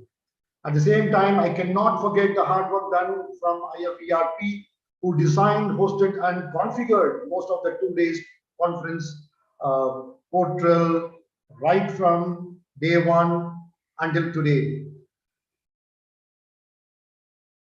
Special thanks goes to Mr. Avinash of IFERP. Sir, we are really happy about your contributions, support, and attitude, all you had towards us throughout this particular conference. I will be failing in my duty if I don't mention the following people who are also behind the success of this 2-day conference. Number 1, IQAC Director, Guru Prasad Sir. Number 2, Principal Dr. Amarnath Reddy. Number 3, PU Principal Dr. Adilakshmi Madam. Number 4, our teaching and staff faculties of Silicon City College. Our technical team, headed by student team, Likit, Sarat, and Ilavaresan. All staff of SSC, once again, thank you for your support. And Food and Beverages Department, Mr. Sivana, and software and hardware support given by Mr. Babu. All of them have given us a lot of support in these 2 days. My sincere thanks goes to all the research cell members of Silicon City College for being so supportive by contributing their papers in this conference. Last but not the least, I thank all the conference committee members who have consistently been supporting from day one for the success of this particular conference. I still remember my chairman requesting me to move the dates ahead, and I also thank IFERP to adjust the dates for us. My sincere thanks to Nafisa Madam and Jyoti Gupta Madam for behind every successful story of mine. I have hosted many webinars and also seminars where their support has been not visible in front but at the back. My co-presenter for this conference, Nafisa Madam, hats off to you for your all support. And at the same time, most of the time I scribble my speeches, and that is edited by our Professor Jyoti Gupta Madam. So thanks for all the support given by every single participant out there, because without you, this success would have not been received by Silicon City College or by IFERP.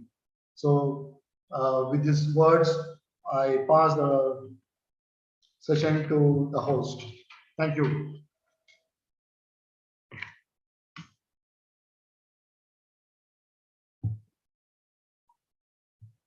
Rajima, can you take out?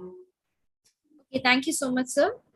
So we can. The wonderful vote of thanks. It has been an honor hosting this conference, and on behalf of IFERP and as well as once again from the Silicon City College, I would like to give my warm gratitude to all the delegates, the keynote speakers, the chief guests, the session chairs, the delegates, and the participants for their wonderful contribution to this prestigious event. Thank you so much for participating in this. We hope to see you for future conferences and events as well. A special mention to Dr. Ravi for your continued contribution to this conference. And I would also like to appreciate the efforts of IFERP's team for putting together a wonderful conference of this magnitude.